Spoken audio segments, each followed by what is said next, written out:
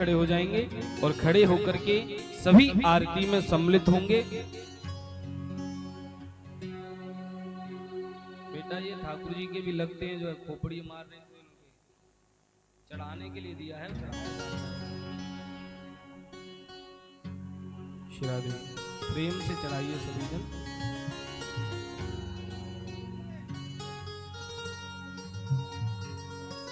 सभी यथास्थान खड़े होकर के भागवत महापुराण की आरती में सम्मिलित होंगे। जितने भी भक्त वृंद बैठे हैं सभी अपनी अपनी जगह खड़े हो जाएं और एक एक करके बेटा आरती करते हुए देते जाएंगे, है ना। नारायण। हरि ओम। चंद्रमा मनसो जाति चक्षुः सूर्यो अजायतः श्रोत्राद्वादश प्राणमुख दग्नेन जायतः। श्री भागवत भगवान की है आरती, ये पापियों को पाप से है तारती। श्री भागवत भगवान की है आरती, पापियों को पाप से है तारती। श्री भागवत भगवान की है आरती, पापियों को पाप से है तारती। भागवत भगवान की है आरती, पापियों को पाप से है तारती। ओ पापियों को पाप से है तारती। पापियों को पाप से है तारती। ओ भव सिंधु सागर से उबारती। भव सिंधु सागर से उबारती। श्री भागवत भगवान की है आरती, पापियों को पाप से है तारती। श्री भागवत भगवान की है आरती, पापियों को पाप से है तारती। ये अमर ग्रंथ, ये मुक्ति पंथ, ये पंचम वेद निराला, नव ज्योति जगाने वाला। ये अमर ग्रंथ, ये मुक्ति पंथ, ये पंचम वेद निराला, नव ज्योति जगाने वाला। ये अमर ग्रंथ, ये मुक्ति पंथ, ये पंचम वेद निराला, नव ज्योति जगाने वाला। ये अमर ग्रंथ, ये मुक्ति पंथ, ये पंचम वेद निराला, नव ज्योति जगाने वाला। हे हरि नाम यही, हरि धाम यही, हरि नाम यही, हरि धाम यही, जग के मंगल की आरती। पापियों को पाप से है तारती। श्री भागवत भगवान की है आरती, पापियों को पाप से है तारती। ये शांति गीत पावन पुनीत, पापों को मिटाने वाला, हरि दर्श कराने वाला। ये शांति गीत पावन पुनीत, पापों को मिटाने वाला, हरि दर्श कराने वाला। ये शांति गीत पावन पुनीत, पापों को मिटाने वाला, हरि दर्श कराने वाला। शांति गीत पावन पुनीत, पापों को मिटाने वाला, हरि दर्श कराने वाला। ये सुख करनी, ये दुख हरणी, ये सुख करनी, ये दुख हरणी। श्री मधुसूदन की आरती, पापियों को पाप से है तारती। श्री भागवत भगवान की है आरती, पापियों को पाप से है तारती। ये मधुर बो जगपंथ खो, सदमार्ग बताने वाला, बिगड़ी को बनाने वाला। ये मधुर बोल जगवंत खोल, सतमार्ग दिखाने वाला, बिगड़ी को बनाने वाला। श्री राम यही, घनश्याम यही, श्री राम यही, घनश्याम यही, घनश्याम यही, मेरे राम यही। घनश्याम यही, मेरे राम यही। प्रभु महिमा की है आरती, पापियों को आप से है तारती। श्री भागवत भगवान की है आरती, पापियों को पाप से है तारती। कर्पूर गौरम करुणावतारम संसार सार भुजगेन्द्रहारम सदा वसंतम हे त्वमेव माता च पिता त्वमेव, त्वमेव बन्धो च सखा त्वमेव, त्वमेव वेद्या च पिता त्वमेव, त्वमेव सर्वं मम देवदेव। हे त्वमेव सर्वं मम देवदेव, त्वमेव सर्वं मम देवदेव। एक बार सभी दोनों हाथ उठा करके महामंत्र के साथ आज की कथा में प्रवेश करेंगे। सभी दोनों हाथ उठाएं। हे हरे कृष्णा कृष्ण कृष्णा हरे हरे, हरे रामा राम राम हरे हरे। हे हरे कृष्णा कृष्ण कृष्णा हरे हरे, हरे राम राम राम हरे हरे। हे हरे कृष्ण कृष्ण कृष्ण हरे हरे, हरे राम राम राम हरे हरे। हरे कृष्ण कृष्ण कृष्ण हरे हरे, हरे राम राम राम हरे। हे हरे कृष्ण कृष्ण कृष्ण हरे हरे, हरे राम राम हरे हरे। बोलिए नारायण भगवान की, श्री वृंदावन बिहारी लाल की, परम पूज्य आचार्य श्री जयदेव जी महाराज की जय। जय श्री राधे श्याम।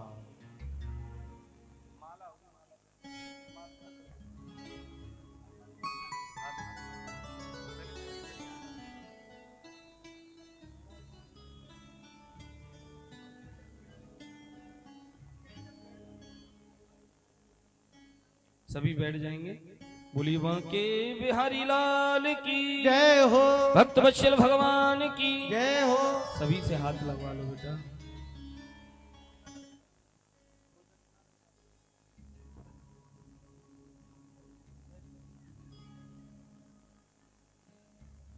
सभी नीचे आ जाएंगे। चलो सभी बहनें नीचे आ जाएं। नारायण गोविंद। सभी यथास्थान बैठकर, वो माला नहीं आएगी बेटा हाथ में।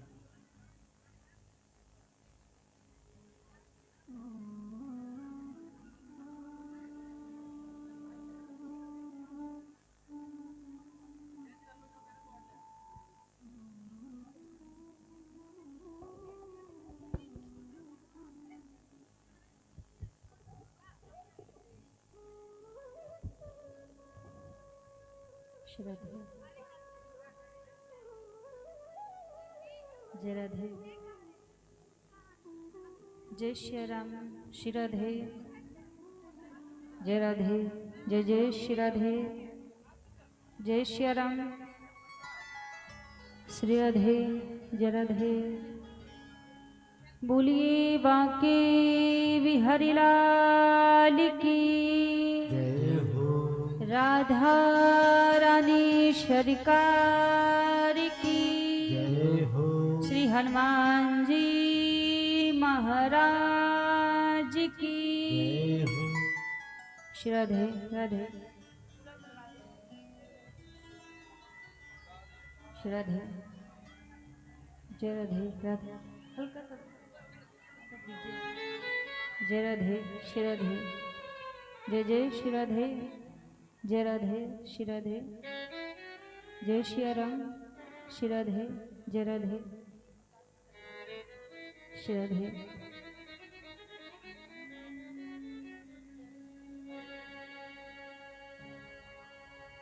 हरि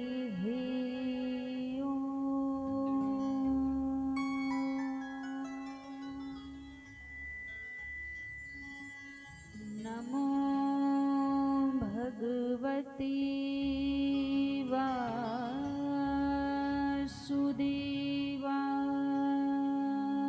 नमः। स्वस्ति श्री गणेशाय नमः।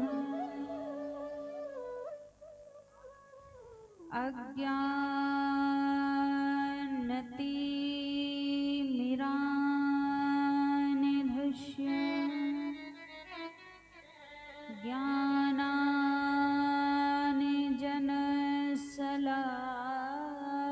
ज्ञानाञ्जनशलाकया चक्षुरुन्मीलितं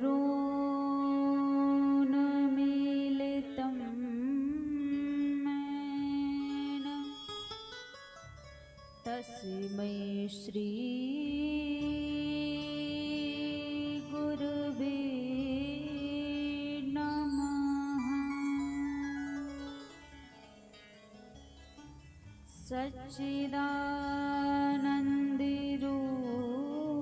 सच्चिदानन्दरूपाय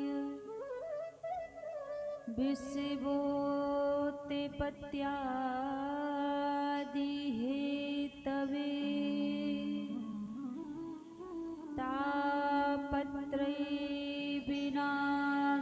तापत्रयविनाशाय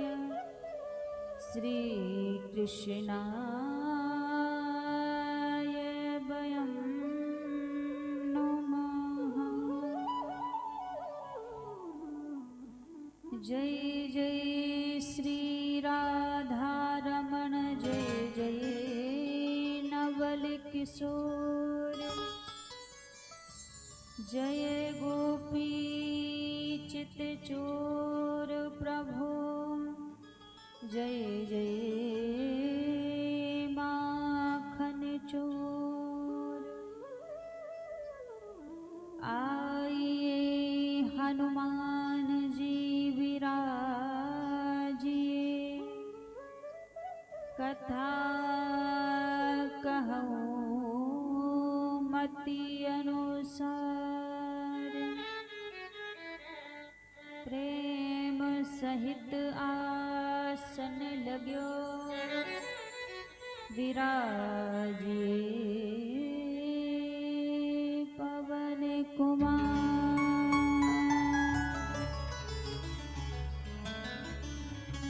हरे कृष्ण कृष्ण कृष्ण हरे हरे हरे कृष्ण कृष्ण कृष्ण हरे हरे हरे राम राम राम हरे हरे हरे राम राम राम हरे हरे। बोलिए श्री वाके बिहारी लाल की जय हो राधा रानी सरकार की जय श्री हनुमान जी महाराज की जय हो।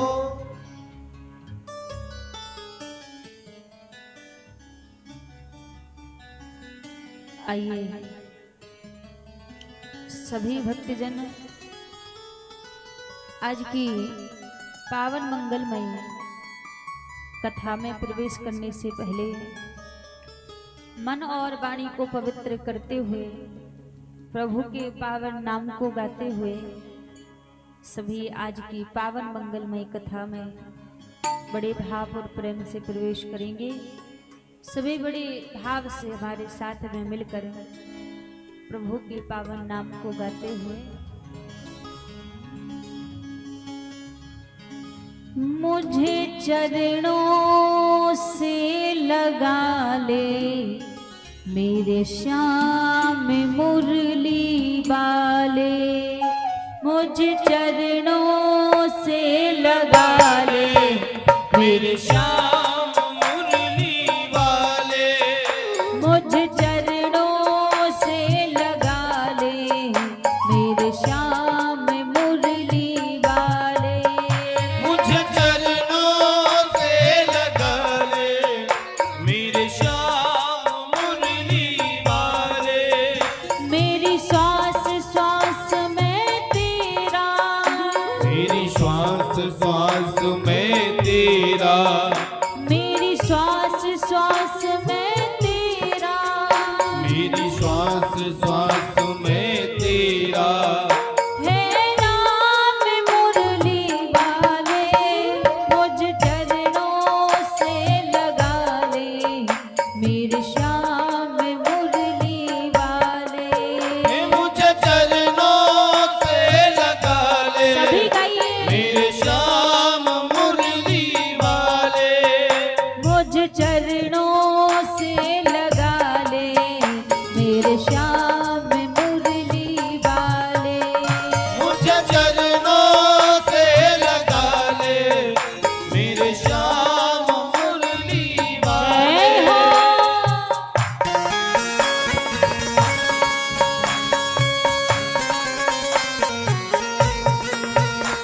बाकी बिहारी लाल की जय हो।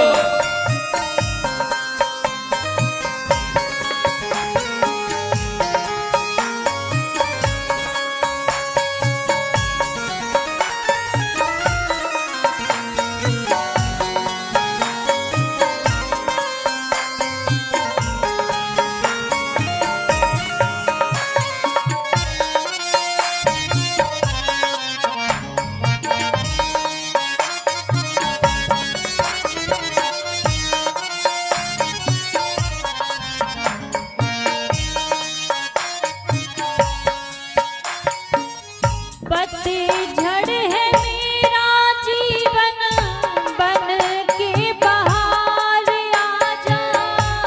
पतझड़ है मेरा जीवन, बन के बहार आजा। पतझड़ है मेरा जीवन, बन के बहार आजा। पतझड़ है मेरा जीवन, बन के बहार आजा। सुन ले पुकार कान्हा, बस एक बार आजा। सुन ले पुकार कान्हा, बस एक बार आजा। सुन ले पुकार कान्हा, बस एक बार आजा। सुन ले पुकार कान्हा, बस एक बार आजा। बेचैन मन के तुम ही, बेचैन मन के तुम ही, आराम मुरली वाले। मुझे चरणों से लगा ले मेरे श्याम मुरली वाले। मुझ चरणों से लगा ले जय हो। मेरे श्याम मुरली वाले। हे मुझे चरणों से लगा ले मेरे श्याम मुरली वाले। जय हो।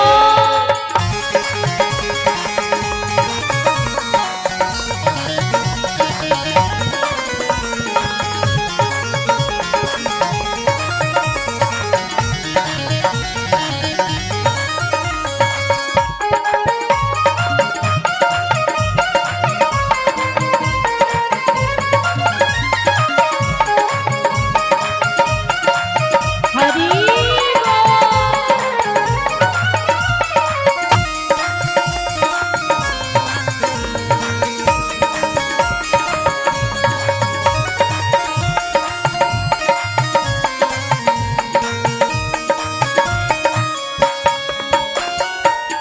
तुम हो दया के सागर, जन्मों की मैं हूँ प्यासी। तुम हो दया के सागर, जन्मों की मैं हूँ प्यासी। तुम हो दया के सागर, जन्मों की मैं हूँ प्यासी। तुम हो दया के सागर, जन्मों की मैं हूँ प्यासी। दे दो जगह मुझे भी, चरणों में बस जरा सी। दे दो जगह मुझे भी, चरणों में बस जरा सी। दे दो जगह मुझे भी, चरणों में बस जरा सी। दे दो जगह मुझे भी चरणों में बस जरा सी। मेरी सुबह तुम ही हो तुम ही, मेरी सुबह तुम ही हो तुम ही, मेरी सुबह तुम ही हो तुम ही, मेरी सुबह तुम ही हो तुम ही। मेरी शाम मुरली वाले मुझे चरणों से लगा ले, मेरे श्याम मुरली वाले। मुझे चरणों से लगा ले, मेरे श्याम मुरली वाले। मुझे चरणों से लगा ले, मेरे श्याम मुरली वाले। मेरी श्वास श्वास में तेरा, मेरी श्वास श्वास में तेरा, है नाम मुरली वाले। अच्छा, आप चाहते हैं ठाकुर जी कृपा करे, चरणों में स्थान दे दे, चरणों से लगा लें प्रभु। यदि चाहते हैं कि ठाकुर जी कृपा कर दें और चरणों में स्थान दे दें, तो भैया प्रार्थना तो करनी पड़ेगी। बिना अर्ज किए, बिना प्रार्थना किए कुछ भी होने वाला नहीं है। जब तक पुकार नहीं होगी ना, तब तक वो कृपा भी नहीं करेंगे। एक बार दोनों हाथ ऊपर खड़े करके सभी कहिए, पीछे वाले भी सबके हाथ ऊपर होने चाहिए बिल्कुल। मुझे चरणों से लगा ले, मेरे श्याम मुरली वाले। मुझे चरणों से लगा ले, मेरे श्याम मुरली वाले। मुझे चरणों से लगा ले, मेरे श्याम मुरली वाले। मुझे चरणों से लगा ले, मेरे श्याम मुरली वाले। मेरी श्वास श्वास में तेरा, मेरी श्वास श्वास में तेरा, मेरी श्वास श्वास में तेरा, मेरी श्वास श्वास में तेरा। है नाम मुरली वाले। मुझे चरणों से लगा ले, मेरे श्याम मुरली वाले। मुझे चरणों से लगा ले, मेरे श्याम मुरली वाले।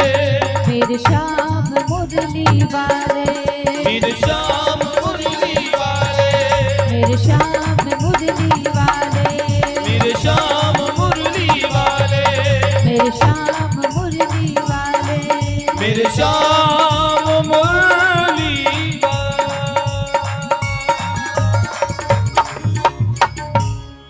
मुझे चरणों से लगा ले, मेरे श्याम मुरली वाले।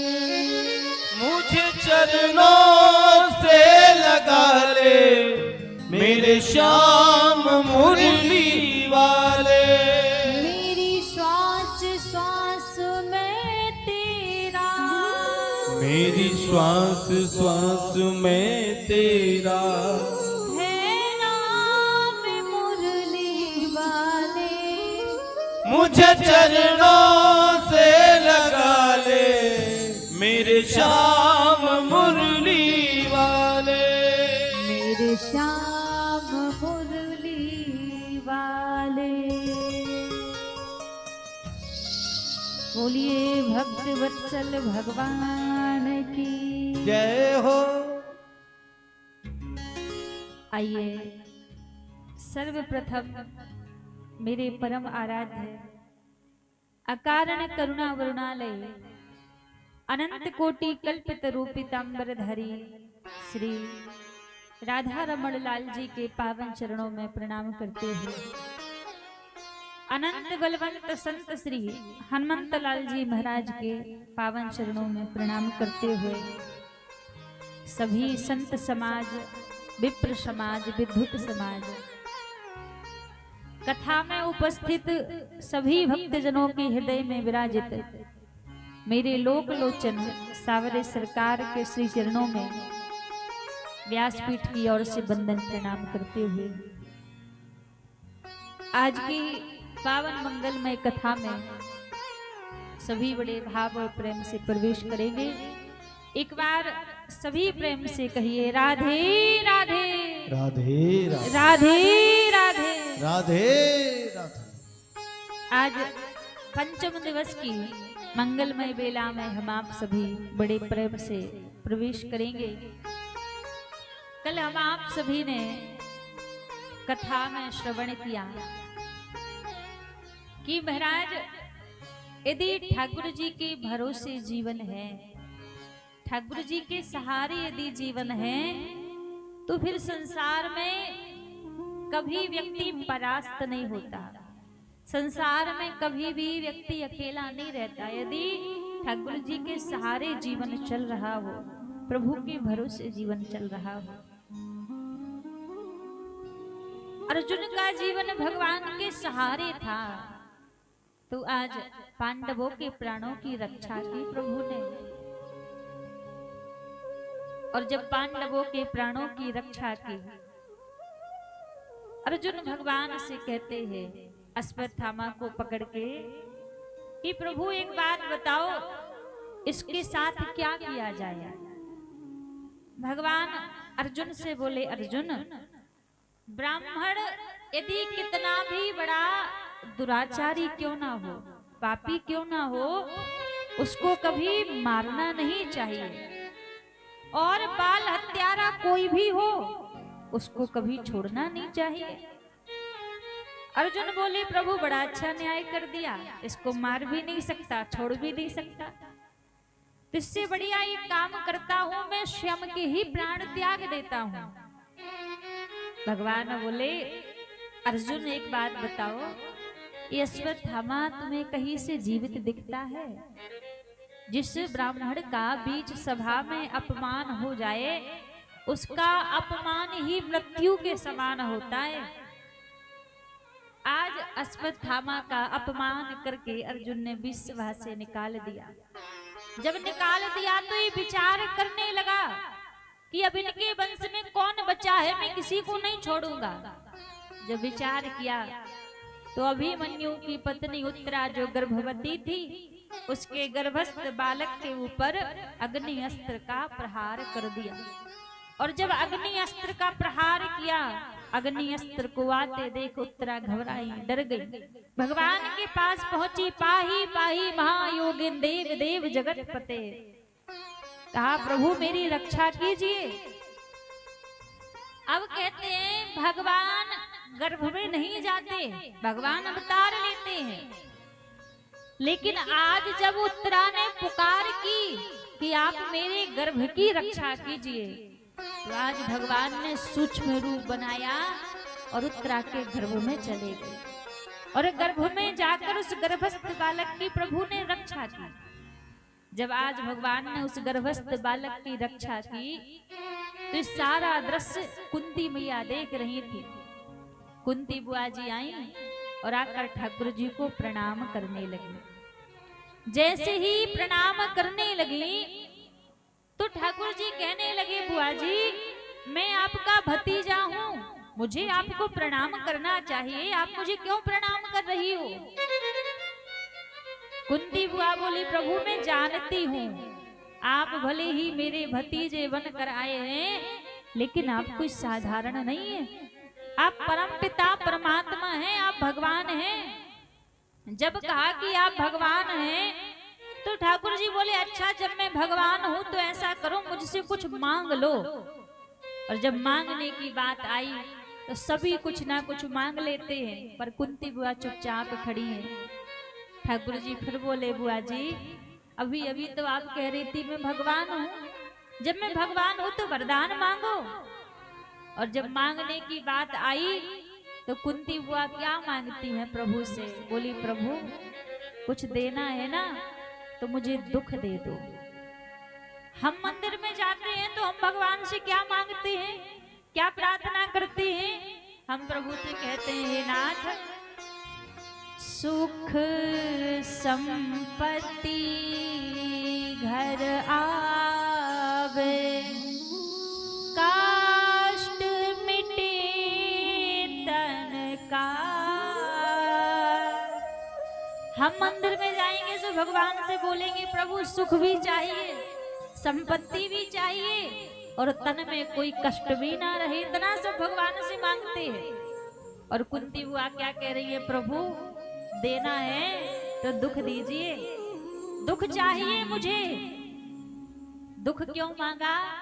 कुंती बुआ बोली, प्रभु जब दुख होता है ना तो आपकी याद आती है, और जब सुख आता है तो जीव आपको भूल जाता है। सुख के माथे सिल पड़े जो हरि हृदय सो जाए, बलहारी व दुख की जो पल पल नाम रटाए।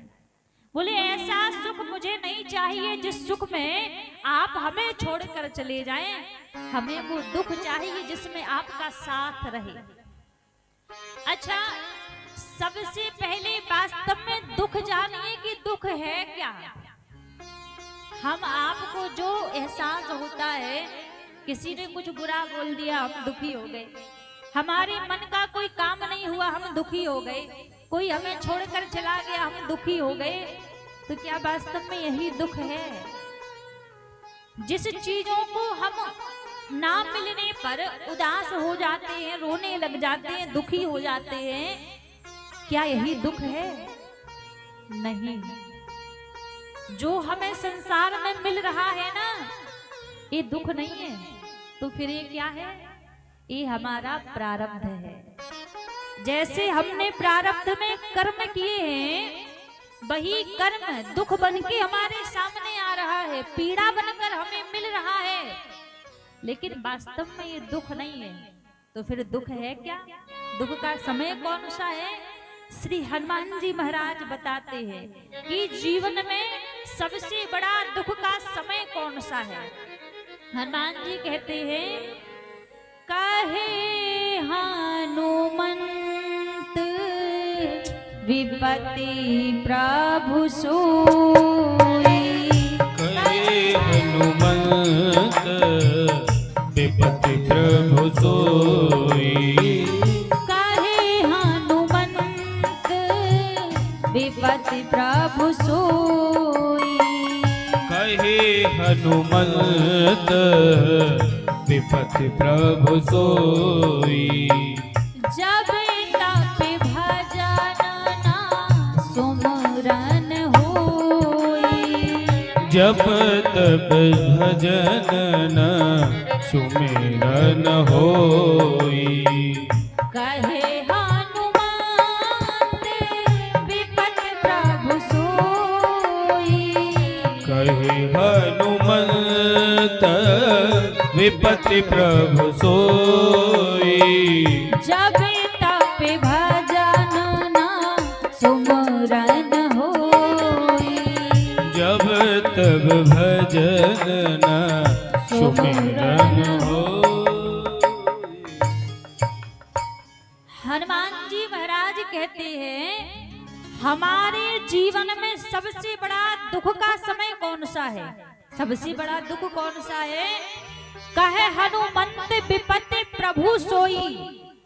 जब तब भजन ना सुमरन होई। जिस समय हमारी जिह्वा भगवान का नाम ना गा रही हो, वो सबसे बड़ा विपत्ति का समय है। जिस समय हमारे चित्त में भगवान का स्मरण ना हो रहा हो, वो सबसे बड़ा दुख का समय है। जिस समय हमारे नेत्र भगवान का दर्शन ना कर रहे हो, वो जीवन में सबसे बड़ा दुख का समय है। इससे बड़ा दुख जीवन में कोई दूसरा नहीं हो सकता। जब जीव भगवान के विमुख हो जाए, ये जीवन में सबसे बड़ा दुख है। इससे बड़ा कोई दुख नहीं है। और दुख वास्तव में इसी को कहते हैं जब व्यक्ति भगवान को भूल जाए। तो कुंती बुआ कह रही है, प्रभु कुछ देना है तो दुख दीजिए। दुख रहेगा तो आपकी याद आएगी, और जीवन में जब सुख आ जाएगा तो हम आपको भूल जाएंगे। इसलिए दुख चाहिए। और हम भगवान से कभी दुख ही नहीं मांगते, सब मांगते हैं, पर जीवन में थोड़ा सा ही दुख आ जाए ना, तो उतने में भगवान से शिकायत करने लग जाते हैं। जीवन में जब दुख होता है ना, तभी प्रभु की याद आती है, सुख में याद नहीं आती। सुख में तो मगन हो जाते हैं, भूल जाते हैं भगवान को। इसलिए जीवन में दुख आना भी आवश्यक है। क्योंकि सबसे बड़ा दुख का समय एक तरह से देखा जाए ना तो दुख से अच्छा हितैषी हमारा कोई नहीं हो सकता। अब आप कहेंगे दुख हमारा हितैषी है, मानिए बात सच है, दुख से बड़ा हितैषी हमारा कोई नहीं हो सकता। क्योंकि जब दुख का समय आता है ना तभी अपनों की और परायों की पहचान होती है कि कौन हमारा है कौन पराया है। इसलिए दुख हमारा हितैषी है। दुख सबका मुख दिखा देता है कि तुम्हारा अपना है तुम्हारा पराया है। इसलिए जीवन में दुख आना भी भैया जरूरी होता है।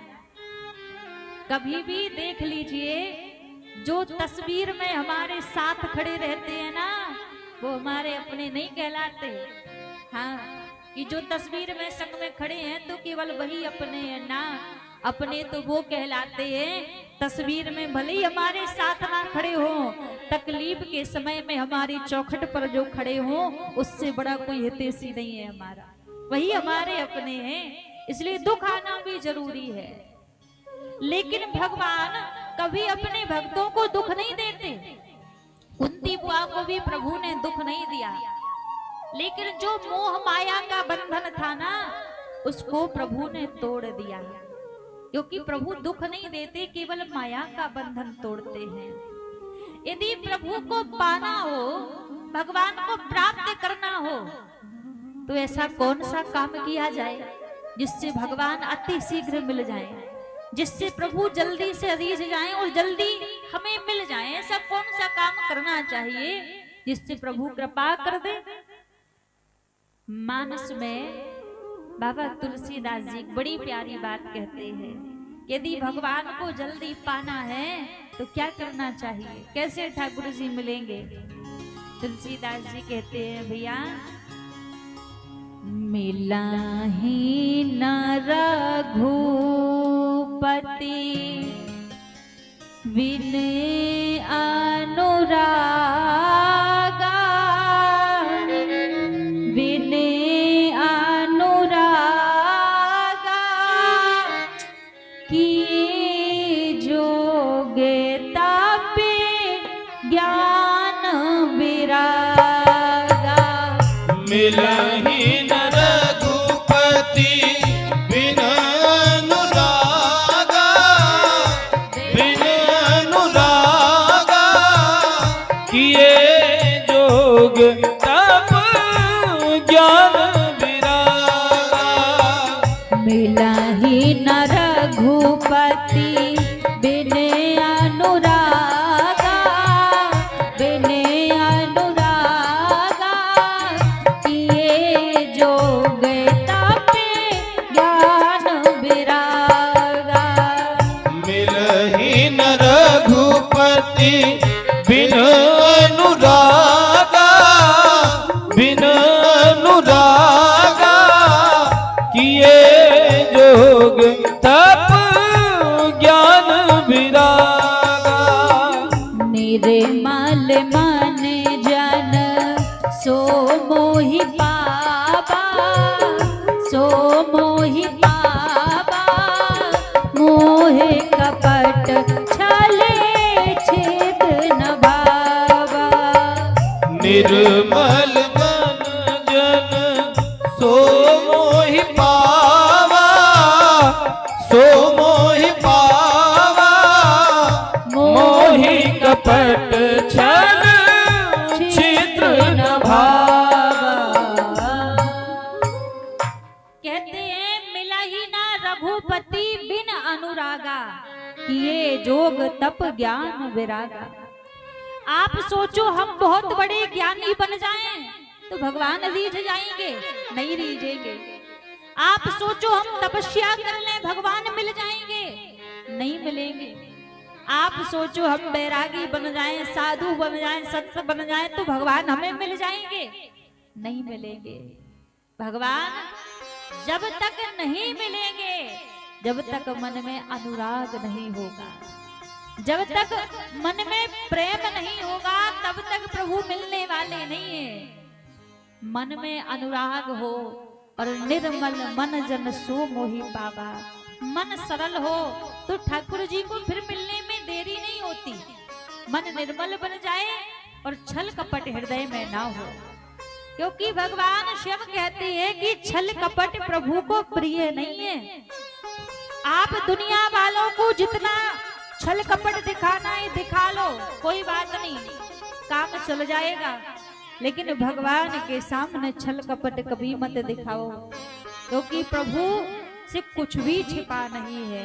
मन निर्मल हो, हृदय पवित्र हो, फिर प्रभु मिलने में देरी नहीं करते, अति शीघ्र कृपा कर देते हैं।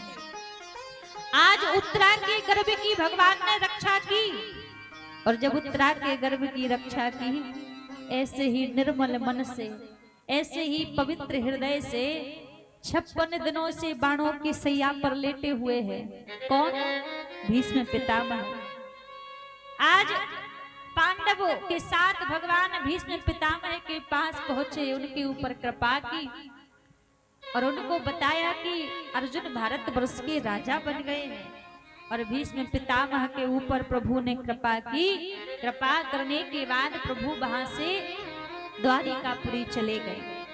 आज जिस बालक की भगवान ने गर्भ में रक्षा की थी, उस बालक का जन्म हुआ और उसी का नाम परीक्षित पड़ा।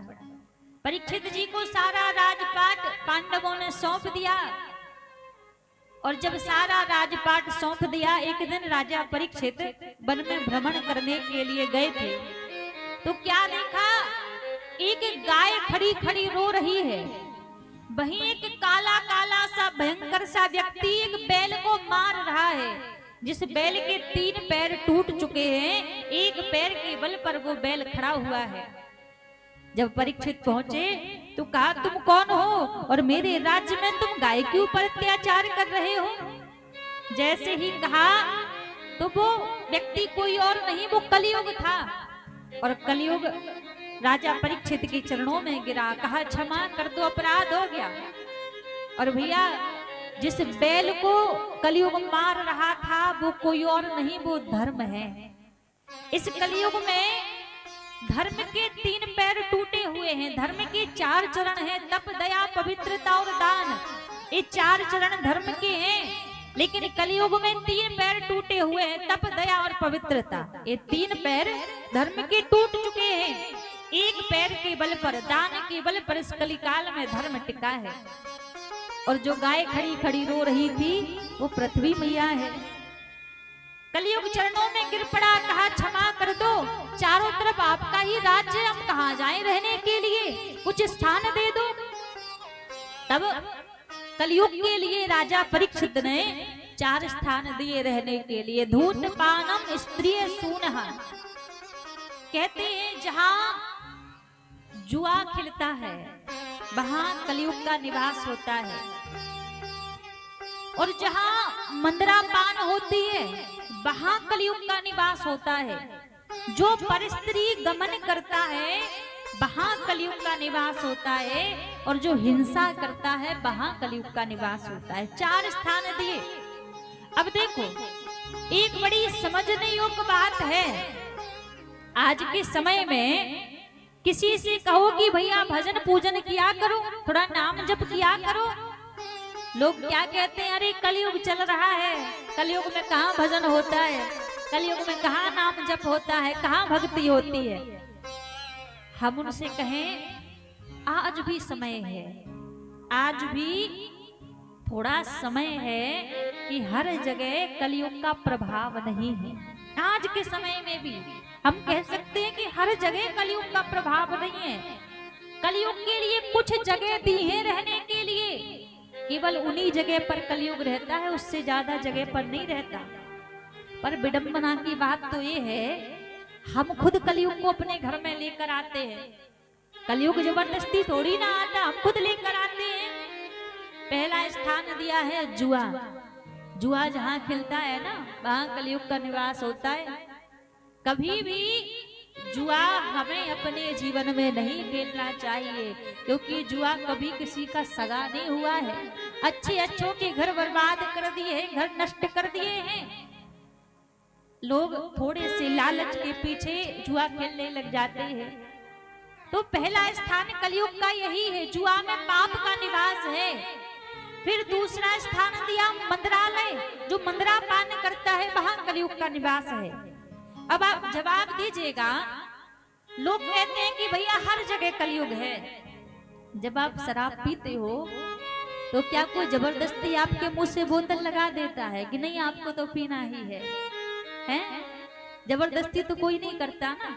आप अपने शौक से अपने मौज से पीते हो, फिर कैसे कहते हो कि हर जगह कलयुग है? आप ही अपने जीवन में कलयुग को लेकर आए हैं ना। जो मंदरा पान करता है वहां पाप का निवास है। एक बार भी जिसने अपने जीवन में मंदरा का सेवन कर लिया तो एक बार तो उसको नरक की याचना अवश्य ही करनी पड़ेगी। क्योंकि भैया जब सतयुग का समय आया था ना, तो भगवान ने कहा कि ब्रह्मा जी ने नरक का भी निर्माण किया है, तो कुछ लोग ऐसे होने चाहिए जो नरक भी जाएं। तो सतयुग ने तो कह दिया कि हमारे अंदर कोई भी प्राणी ऐसा नहीं है जो नरक जाएगा, सब भगवान के धाम जाएंगे। त्रेता युग से कहा कि आपको स्थान दीजिए, कुछ लोग तो कम से कम नरक में जाने चाहिए। त्रेता युग ने मना कर दिया कि हमारे अंदर भी कोई ऐसा प्राणी नहीं है जो नरक में जाएगा। फिर द्वापर युग आया, द्वापर युग से कहा कि आप तो कुछ लोगों को नरक में स्थान दीजिए। तो द्वापर युग बोला हम सबको स्थान नहीं दे सकते, थोड़े बहुत गिने चुने लोग होंगे जो नरक में जाएंगे, बाकी कोई नरक नहीं जाएगा। फिर कलयुग आया, तब कलयुग से कहा कि एक तो स्वर्ग है एक नरक है, तो नरक में भी कुछ लोगों को जाना चाहिए। तो नरक की जैसी बात कही तो कलयुग बोला कुछ लोग, आप कुछ लोग की बात करते हैं, हम तीनों युगों की पूर्ति कलयुग में ही कर देंगे। 3 युगों में जितने लोग नरक में नहीं गए होंगे वो केवल कलयुग में अकेले जाएंगे। तो लोग कितना भी करें, एक ना एक अवगुण मिल ही जाता है उनके अंदर, कहां तक लोग बचे। तो जानबूझकर हमें अपने जीवन में ऐसा अपराध नहीं करना चाहिए। अब लोग जो शराब पीते हैं बड़ी प्रसन्नता से पीते हैं, मानो अमृत मिल गया हो, ऐसे पान करेंगे। उनको लगता है कि हम शराब अकेली पी रहे हैं, लेकिन भैया भूलिएगा मत, शराब पीने वाला व्यक्ति केवल शराब अकेली नहीं पीता है। शराब पीने वाला व्यक्ति अपने माता पिता के सपनों को पी जाता है, पत्नी की उम्मीदों को पी जाता है, अपने बच्चों के भविष्य को पी जाता है, अपनी श्वासों को पी जाता है। अब बड़े हल्के में कहता है कि मैं तो शराब अकेला पी रहा हूँ। अब जिसको खुद की सुध नहीं है, ना जाने किस गली की किस नाली में पड़ा है, उसके माता पिता क्या उसके सपने देखेंगे, क्या उससे उम्मीद लगाएंगे कि हमारे सपनों को पूरा करेगा? उसकी पत्नी क्या उम्मीद लगाएगी कि हमारी उम्मीदों को पूरा करेगा? एक शराबी व्यक्ति के बच्चे का क्या भविष्य बनेगा? वो बालक कितनी भी मेहनत कर लेना अपने जीवन में, एक बार तो उसको सुनने के लिए मिल ही जाएगा, अरे वो शराबी का बेटा है। आप चाहते हैं कि आपके बच्चे को कोई शराबी का बेटा कहे या कोई शराबी की बेटी कहे? अच्छा, एक बात का आप जवाब दीजिएगा अपने हृदय से। आप क्या चाहते हैं कि आपका बच्चा भी शराबी बने? आप चाहते हैं कि आपका बच्चा भी दुर्गुणी बने, शराब पिए, नशे में लुप्त रहे? चाहते हैं? हाँ, कोई नहीं चाहता ना कि हमारा बच्चा कभी शराब पिए, हमारा बच्चा कभी दुर्गुणी बने, उसमें कोई अवगुण आए, कोई नहीं चाहता। जब आप नहीं चाहते कि आपका बच्चा शराब पिए, और यदि आप शराब पीते हैं, बिल्कुल सच सच जवाब दीजिएगा। हमें जवाब दो या ना दो, अपने मन को जवाब दीजिएगा। कल को आपका बच्चा जब बड़ा होकर शराब पिएगा तो आप किस अधिकार से उसको रोकोगे? किस हक से उसको रोकोगे कि बेटा ये गलत चीज है, इसको मत करो, ये गलत है, इसको मत पियो? किस अधिकार से रोकोगे? वो उल्टा आपको जवाब देगा, आपने तो खूब पिया है और हमें रोक रहे हैं। आप उसको रोक नहीं पाएंगे, उसका जीवन बचा नहीं पाएंगे। इसलिए आप चाहते हैं आपके बच्चों का भविष्य अच्छा बने। हम कहते अभी तक पिया है कोई बात नहीं, छोड़ दो, अभी तक पिए जाने दो, वो समय बीत गया, अब हमारी बात मान लो। इसमें हमारा स्वार्थ नहीं है। आप इस चीज का त्याग करेंगे, आपका परिवार संवरेगा। आपके बच्चों का भविष्य अच्छा बनेगा। इस चीज का त्याग कर दो, इसमें कोई सुख नहीं है भैया। इसमें कलयुग का निवास है, पाप का निवास है। फिर तीसरा स्थान दिया, कहा स्त्री सूनहा। जो व्यक्ति अपनी नारी को छोड़कर, अपनी पत्नी को छोड़कर पर नारी का संग करता हो, वहां भी कलयुग का निवास होता है। इसलिए अपनी स्त्री के अलावा कभी किसी दूसरी नारी के ऊपर गलत दृष्टि नहीं डालनी चाहिए, वहां कलयुग निवास करता है। फिर चौथा स्थान दिया भैया, जहां हिंसा होती है वहां भी कलयुग का निवास होता है। हमें अपने जीवन में हिंसा को भी धारण नहीं करना चाहिए। अब हिंसा से देख लिया जाए, लोग बड़े कहते हैं अरे भैया हम हिंसक नहीं है, हम हिंसक नहीं, हम थोड़ी ना हिंसा करते, हम तो सनातनी है, हम तो राम के भक्त हैं, कृष्ण के भक्त हैं। केवल मात्र कह देने से कोई राम का भक्त नहीं बनता, कहने से कोई कृष्ण का भक्त नहीं बनता। जीवन में वो आचरण हमें रखने पड़ते हैं, तब कोई राम और कृष्ण का भक्त बनता है। राम जी छोटे छोटे जीवों पर भी दया दिखाते थे, कन्हैया छोटे छोटे जीवों पर भी दया दिखाते थे। तो जब तक आप उनके आचरण जीवन में नहीं लाओगे, तब तक राम और कृष्ण के भक्त कैसे बन जाओगे। अच्छा, एक बात का जवाब दीजिएगा आप, एक गाय का भोजन क्या बनाया है भगवान ने? क्या खाती है गाय? आवाज आनी चाहिए। क्या खाती है? घास खाती है। हाँ, गाय का धर्म है वो घास खाती है, भगवान ने उसका भोजन बनाया है। एक शेर का भोजन क्या है? मांस, ये उसका धर्म है, वो मांस खाएगा। एक इंसान का भोजन, इंसान का भोजन क्या है? अनाज, है ना। यदि एक गाय 1 महीने की भूखी हो, एक गाय 1 महीने की भूखी हो और उसके सामने आप जाकर मांस डाल दो, तो क्या वो गाय खाएगी? हाँ, मर जाएगी पर खाएगी नहीं। मृत्यु स्वीकार करेगी पर अपना धर्म नहीं छोड़ेगी, मांस का सेवन नहीं करेगी। और वहीं पर यदि एक शेर 1 साल का भूखा हो और उसके सामने जाकर आप यदि घास डाल दो, रोटी डाल दो, तो क्या वो खाएगा? वो भी मृत्यु स्वीकार कर लेगा पर अपना धर्म नहीं छोड़ेगा। वो घास नहीं खाएगा, रोटी नहीं खाएगा, वो खाएगा तो मांस ही खाएगा, उसका धर्म है। मर जाएगा पर धर्म को नहीं छोड़ेगा। और एक इंसान का धर्म, इंसान क्या खाता है? बोले रोटी आए सो रोटी खा जाएगा, घास आए सो घास खा जाएगा, मांस आए सो मांस खा जाएगा, जो आए खा जाएगा, छोड़ेगा नहीं किसी चीज को। और फिर बोलेगा हम तो इंसान हैं। आप काहे के इंसान हैं? आपसे अच्छे तो वो जानवर हैं, आपसे अच्छे तो वो पशु हैं जो मर गए, अपना धर्म नहीं छोड़ा। आप कैसे कह देते हैं कि हम इंसान हैं?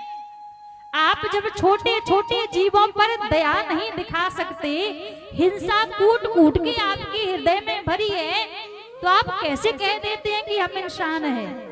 इंसानों में गिनती नहीं है, फिर जानवरों में गिनती है। हाँ, आप कोई जब मर जाता है ना, तो शमशान जाते हैं आप लोग, है ना। और जब शमशान से लौट कर आते हैं तो स्नान करते हैं। क्यों करते हो स्नान? शमशान से आने के बाद क्यों स्नान करते हो? कि मुर्दे को छुआ था, शमशान गए थे, अशुद्ध हो गए, इसलिए आके स्नान करते हैं पवित्र होने के लिए। इसीलिए करते हो ना कि पवित्र होना है तो स्नान करते हो। एक बात सोचो, आप शमशान से लौट कर आने पर स्नान करते हो कि शरीर पवित्र बन जाए, पर उसका क्या जो अपने पेट में ही शमशान बना रखा है, कितने जीवों को खा खा के पेट में दफना रखा है, उस पेट को कैसे पवित्र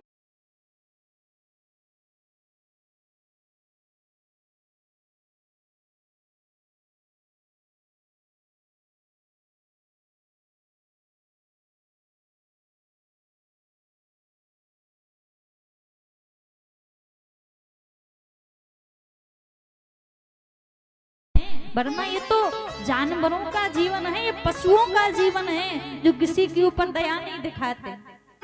भगवान ने एक इंसान के लिए 56 प्रकार के भोजन बनाए हैं। एक में स्वाद ना आए दूसरा खा लो, दूसरे में स्वाद ना आए तीसरा खा लो, तीसरे में स्वाद ना आए चौथा खा लो। पर धिक्कार है ऐसे जीवों पर, उनको शर्म आनी चाहिए जो 56 प्रकार के व्यंजन छोड़कर उन जीव जंतुओं को मार मार कर अपना पेट भरते हैं। कोई इंसान कहलाने योग्य नहीं है। इसलिए भैया कलयुग का निवास हिंसा में होता है। प्रयास करो कि हिंसा का जीवन में त्याग कर दो, हिंसा जीवन में ना हो हमारे, तभी हम इंसान हैं। 4 स्थान दिए रहने को, कलयुग बोला 1 स्थान और दे दो, तो राजा परीक्षित बोले जाकर सोने में निवास करो। अब कहते हैं सोने में भगवान का भी निवास होता है। जो सोना ईमानदारी से कमाया जाए उसमें भगवान का निवास होता है, और जो छल कपट से कमाया जाए उसमें कलयुग का निवास होता है। राजा परीक्षित की बुद्धि बिगाड़ दी कलयुग ने। समीक ऋषि के आश्रम गए, गले में मरा हुआ सर्प डाल दिया। समीक ऋषि के पुत्र श्रृंगी ऋषि ने देखा तो क्रोध में आकर श्राप दे दिया कि मेरे पिता के गले में जिसने भी मरा हुआ सर्प डाला है, आज से 7वें दिन तक्षक नाम के सर्प के काटने से मृत्यु हो जाए।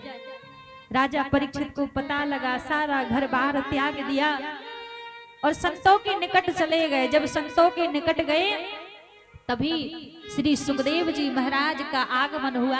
सुखदेव जी को देखकर सारे संत खड़े हो गए। यम प्रवजन्ते मनोपेत मपेत कृत्यम द्विपायनो बृहकातर आजुहावा पुत्रेति तन्मयतया तरबोभिनेदु तम सर्वभूत हृदयम मुनिमान तोस्मि। सब देखकर सुखदेव जी की वंदना करने लगे। जब वंदना करने लगे तो राजा परीक्षित को लगा कि इनकी चरण पकड़ लेता हूँ, काम बन जाएगा। चरणों में गिर पड़े सुखदेव जी के और तुरंत प्रश्न कर दिया, मरने वाले व्यक्ति को क्या करना चाहिए। राजा परीक्षित से सुखदेव जी बोले, राजन, मरने वाले व्यक्ति को तो केवल मात्र एक ही कार्य करना चाहिए, श्वास श्वास पर कृष्ण भज वृथा श्वास जन खोए, ना जाने या श्वास की आवन होए ना होए। मरने वाले व्यक्ति को तो हर एक एक श्वास पर भगवान का भजन करना चाहिए। कहते हैं भाव से जप लो, कुभाव से जप लो, जैसे भी हो भगवान का नाम जीवन में हो। प्रभु के नाम के बिना भैया कुछ भी नहीं है। और नाम कौन सा हो, कौन सी माला जीवन में फेरी जाए। हमारे ब्रज में संत कहा करते हैं, जिसे जपने से मिल जाए नंद लाला,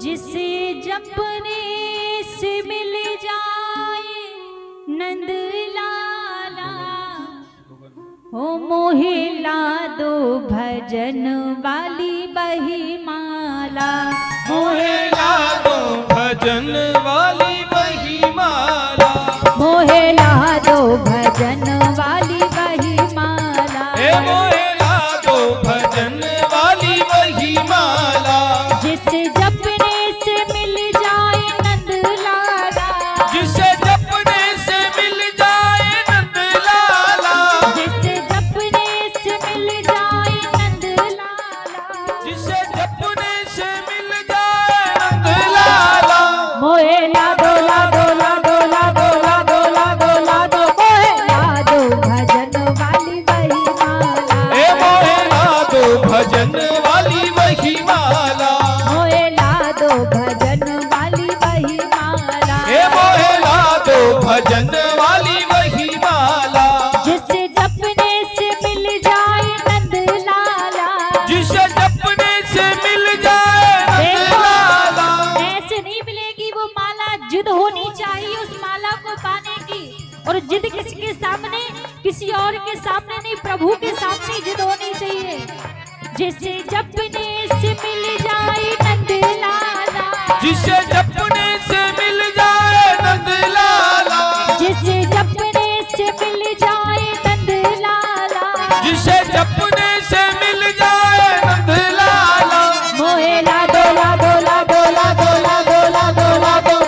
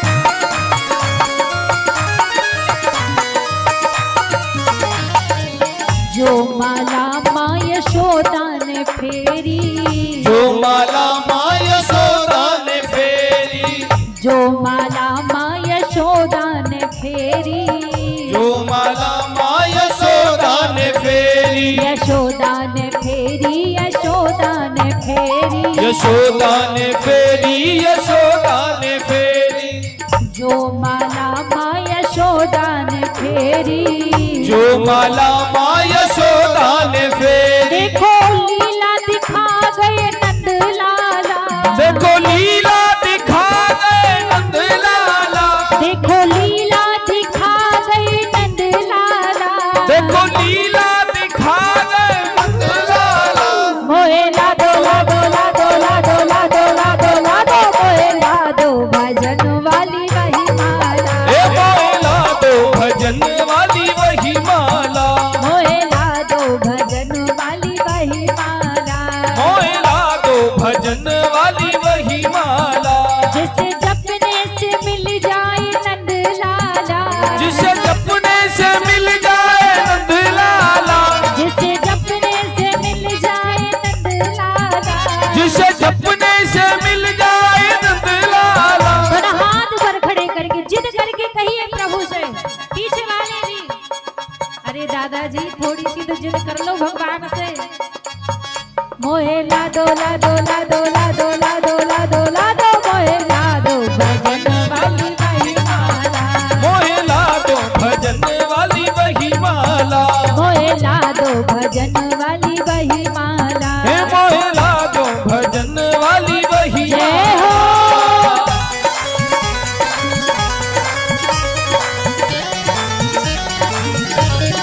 ये हो राधा रमण लाल की जय हो।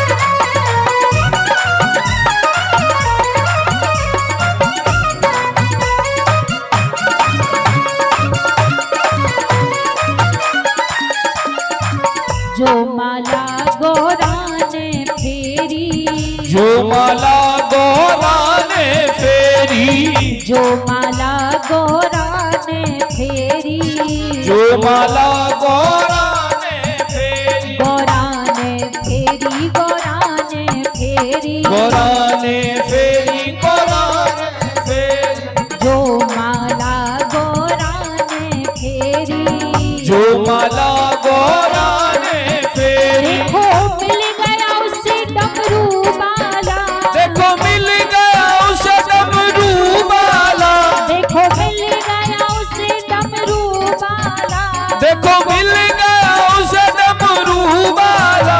मोहे ला दो ला दो ला दो ला दो ला दो ला दो ला दो, मोहे ला दो भजन वाली वही माला, हे मोला दो भजन वाली वही माला, मोहे ला दो भजन वाली वही माला। हे मोला दो भजन वाली वही जय माला। हो।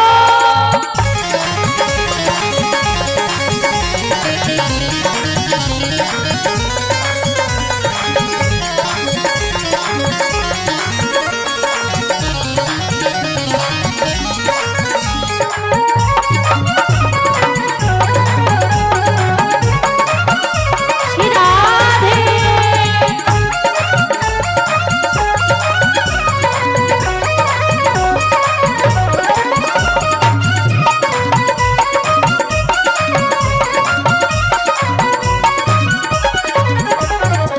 जो माला द्रौपदी ने फेरी, जो माला द्रौपदी ने फेरी, जो माला द्रौपदी ने फेरी, जो माला द्रौपदी ने फेरी, द्रौपदी ने फेरी, द्रौपदी ने फेरी, द्रौपदी ने फेरी, द्रौपदी ने फेरी, जो माला द्रौपदी ने फेरी, जो माला द्रौपदी ने फेरी। देखो चीर बढ़ा गए नंद लाला, देखो चीर बढ़ा गए नंद लाला, देखो चीर बढ़ा गए नंद लाला, देखो चीर बढ़ा गए नंद लाला।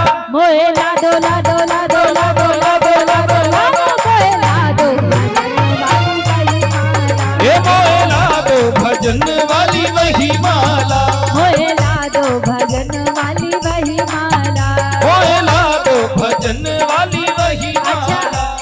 वो माला कौन सी है भैया, थोड़ा आवाज दीजिए, इसमें मंच पर दीजिए आवाज। वो माला कौन सी है जिस माला को रटने से नंदलाला दौड़े चले आते हैं? ठाकुर जी दौड़ के आते हैं, वो कौन सी माला है? वो एक ही नाम की माला है। कौन सी? एक बार तो हाथ ऊपर खड़े कीजिए सभी, और उस माला को जपते हुए, उस नाम को जपते हुए, राधे राधे राधे राधे राधे राधे रट्टो चले आएंगे बिहारी, राधे राधे रट्टो चले आएंगे बिहारी, राधे राधे रट्टो चले आएंगे बिहारी, राधे राधे रट्टो चले आएंगे बिहारी, आएंगे बिहारी चले आएंगे बिहारी, आएंगे बिहारी चले आएंगे बिहारी, आएंगे बिहारी चले आएंगे बिहारी, आएंगे बिहारी चले आएंगे बिहारी। ऐसे आएंगे, ऐसे नहीं आएंगे। तो हाथ ऊपर खड़े करके पीछे वाले भी राधे राधे राधे राधे राधे राधे रट्टो चले आएंगे बिहारी, राधे राधे रट्टो चले आएंगे बिहारी, जय राधे राधे जय राधे राधे जय राधे राधे जय राधे राधे जय राधे राधे जय राधे राधे राधे राधे राधे राधे जय राधे राधे जय राधे राधे जय राधे राधे जय राधे राधे जय राधे राधे जय राधे राधे जय राधे राधे जय राधे राधे जय राधे राधे जय राधे राधे। जय जय श्री राधे।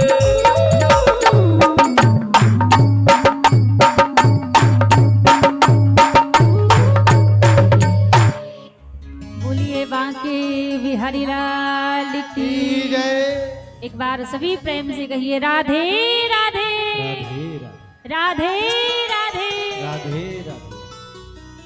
प्रभु का वो नाम जीवन में आ जाए, जिस नाम को पाने से व्यक्ति का जीवन परिपूर्ण हो जाता है, वही जीवन में सर्वश्रेष्ठ भक्ति है।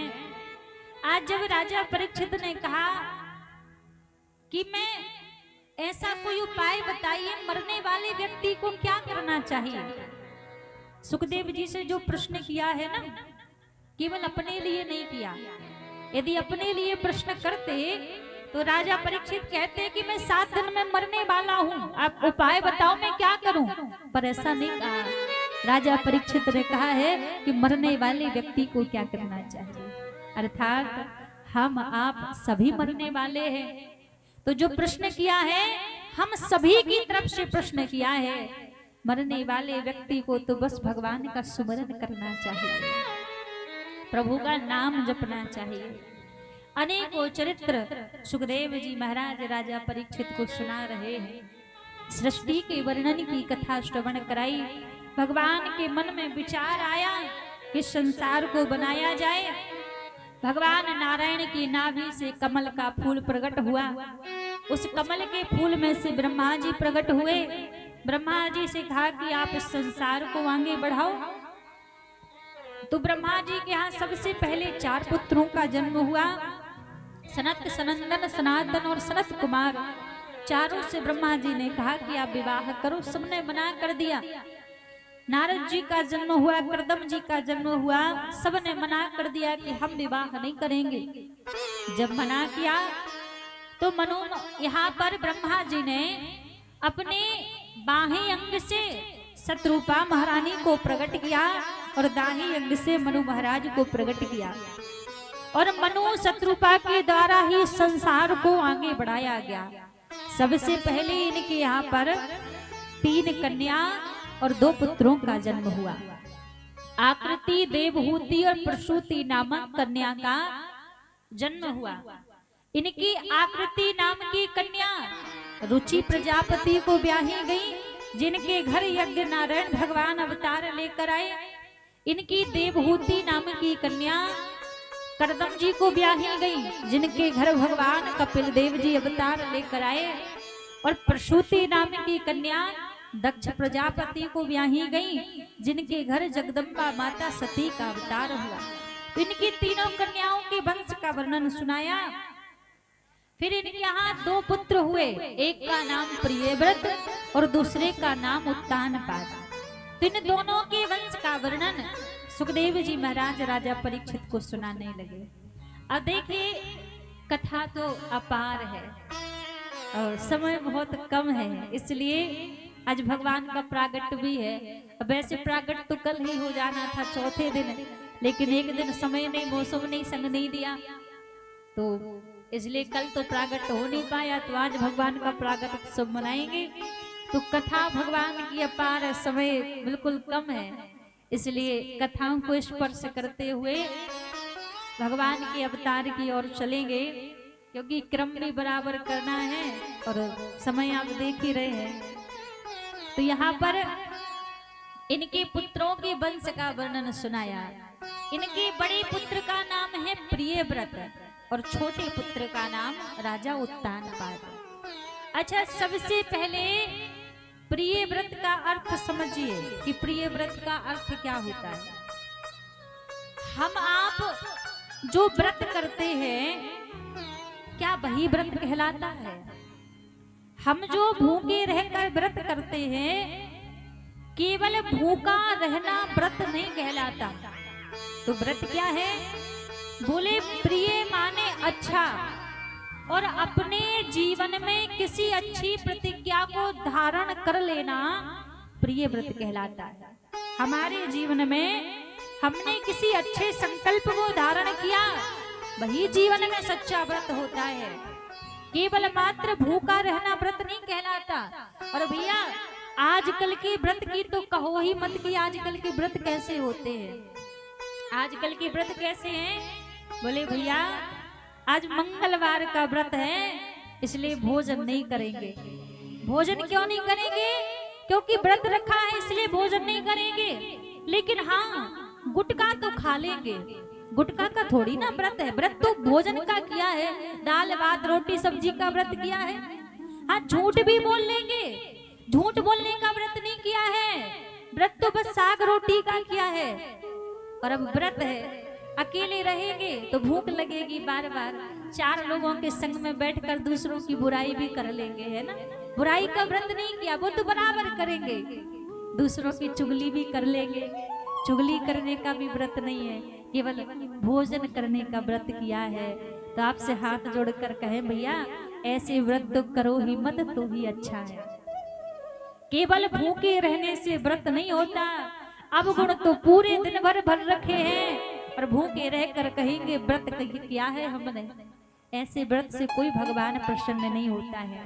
यदि व्रत करना है, आप भले ही भूखे रहने का, भोजन का व्रत ना कर सकें, पर आप सोचे कि आज मंगलवार है तो मैं संकल्प लेता हूँ कि आज पूरे दिन भर मैं झूठ नहीं बोलूंगा, सत्य का पालन करूंगा। ये मेरा आज मंगलवार का व्रत है। यदि आज सोमवार का व्रत है तो हम संकल्प लेते हैं कि हम किसी के बारे में बुरा विचार नहीं करेंगे, किसी के बारे में बुरा नहीं सोचेंगे, किसी के अवगुणों को जीवन में लेकर नहीं आएंगे। वो व्रत कहलाता है। खाली पेट रहना, भोजन का त्याग कर देना, केवल ये व्रत नहीं कहलाता। व्रत वही है कि जिस दिन आपका व्रत है तो संकल्प लो कि आज दिन भर हम अपने जीवन में अवगुण को लेकर नहीं आएंगे। अवगुणों का त्याग करना, अच्छाइयों को जीवन में धारण करना, वही हमारे जीवन में सबसे अच्छा व्रत कहलाता है। और ऐसे ही व्रत से भगवान प्रसन्न होते हैं। केवल भूखे रहने से, चार लोगों की बुराई करने से, झूठ बोलने से भगवान प्रसन्न नहीं होते। अच्छाइयों को जीवन में धारण कीजिए, बुराइयों का त्याग कीजिए, वही जीवन में सबसे उत्तम व्रत कहलाता है। तो इनके बड़े पुत्र हुए प्रियव्रत, इनके छोटे पुत्र उत्तानपाद। राजा उत्तानपाद की दो पत्नियां, एक का नाम सुनीति महारानी और दूसरी का नाम सुरुचि महारानी। अच्छा, उत्तानपाद है कौन? उत्तानपाद कोई और नहीं, हमारा मन ही उत्तानपाद है। और हम सबकी दो पत्नियां हैं। सुनीति है शास्त्र की नीति और सुरुचि है मनमुखी नीति। अच्छा, अब एक बात का जवाब दीजिएगा, हम जब कभी कोई गलत काम करने के लिए जाते हैं तो हमारे मन में से, कोई और नहीं, हमारे मन में से एक आवाज आती है कि इसको मत करो, ये गलत है। और तुरंत ही फिर दूसरी आवाज भी आती है, अरे कर लो कौन देख रहा है। अच्छा सच बताना किसकी बात मानते हो, जो कहता है मत करो या फिर जो कहता है कर लो कौन देख रहा है, किसकी बात मानते हो? हाँ, जो कहता है कर लो कौन देख रहा है उसी की बात मानते हैं, क्योंकि शास्त्र कभी गलत करने की आज्ञा नहीं देता, पर हम शास्त्र की नीति की बात ही नहीं मानते। हम तो मनमुखी नीति की बात मानते हैं, जो कहता है कर लो कोई नहीं देख रहा, हम वैसा ही करते हैं। आज राजा उत्तानपाद ने भी वैसा ही किया। सुरुचि के कहने पर सुनीति को घर से निकाल दिया। सुनीति गर्भवती थी, महल के बाहर वर्णकुटी बनाकर रहने लगी। सुनीति मैया ने अपने मन में संकल्प ले लिया कि मेरे गर्भ से जो बालक जन्म लेगा उस बालक को मैं यशस्वी बनाऊंगी, तेजस्वी बनाऊंगी, तपस्वी बनाऊंगी। उस बालक को मन में संकल्प ले लिया।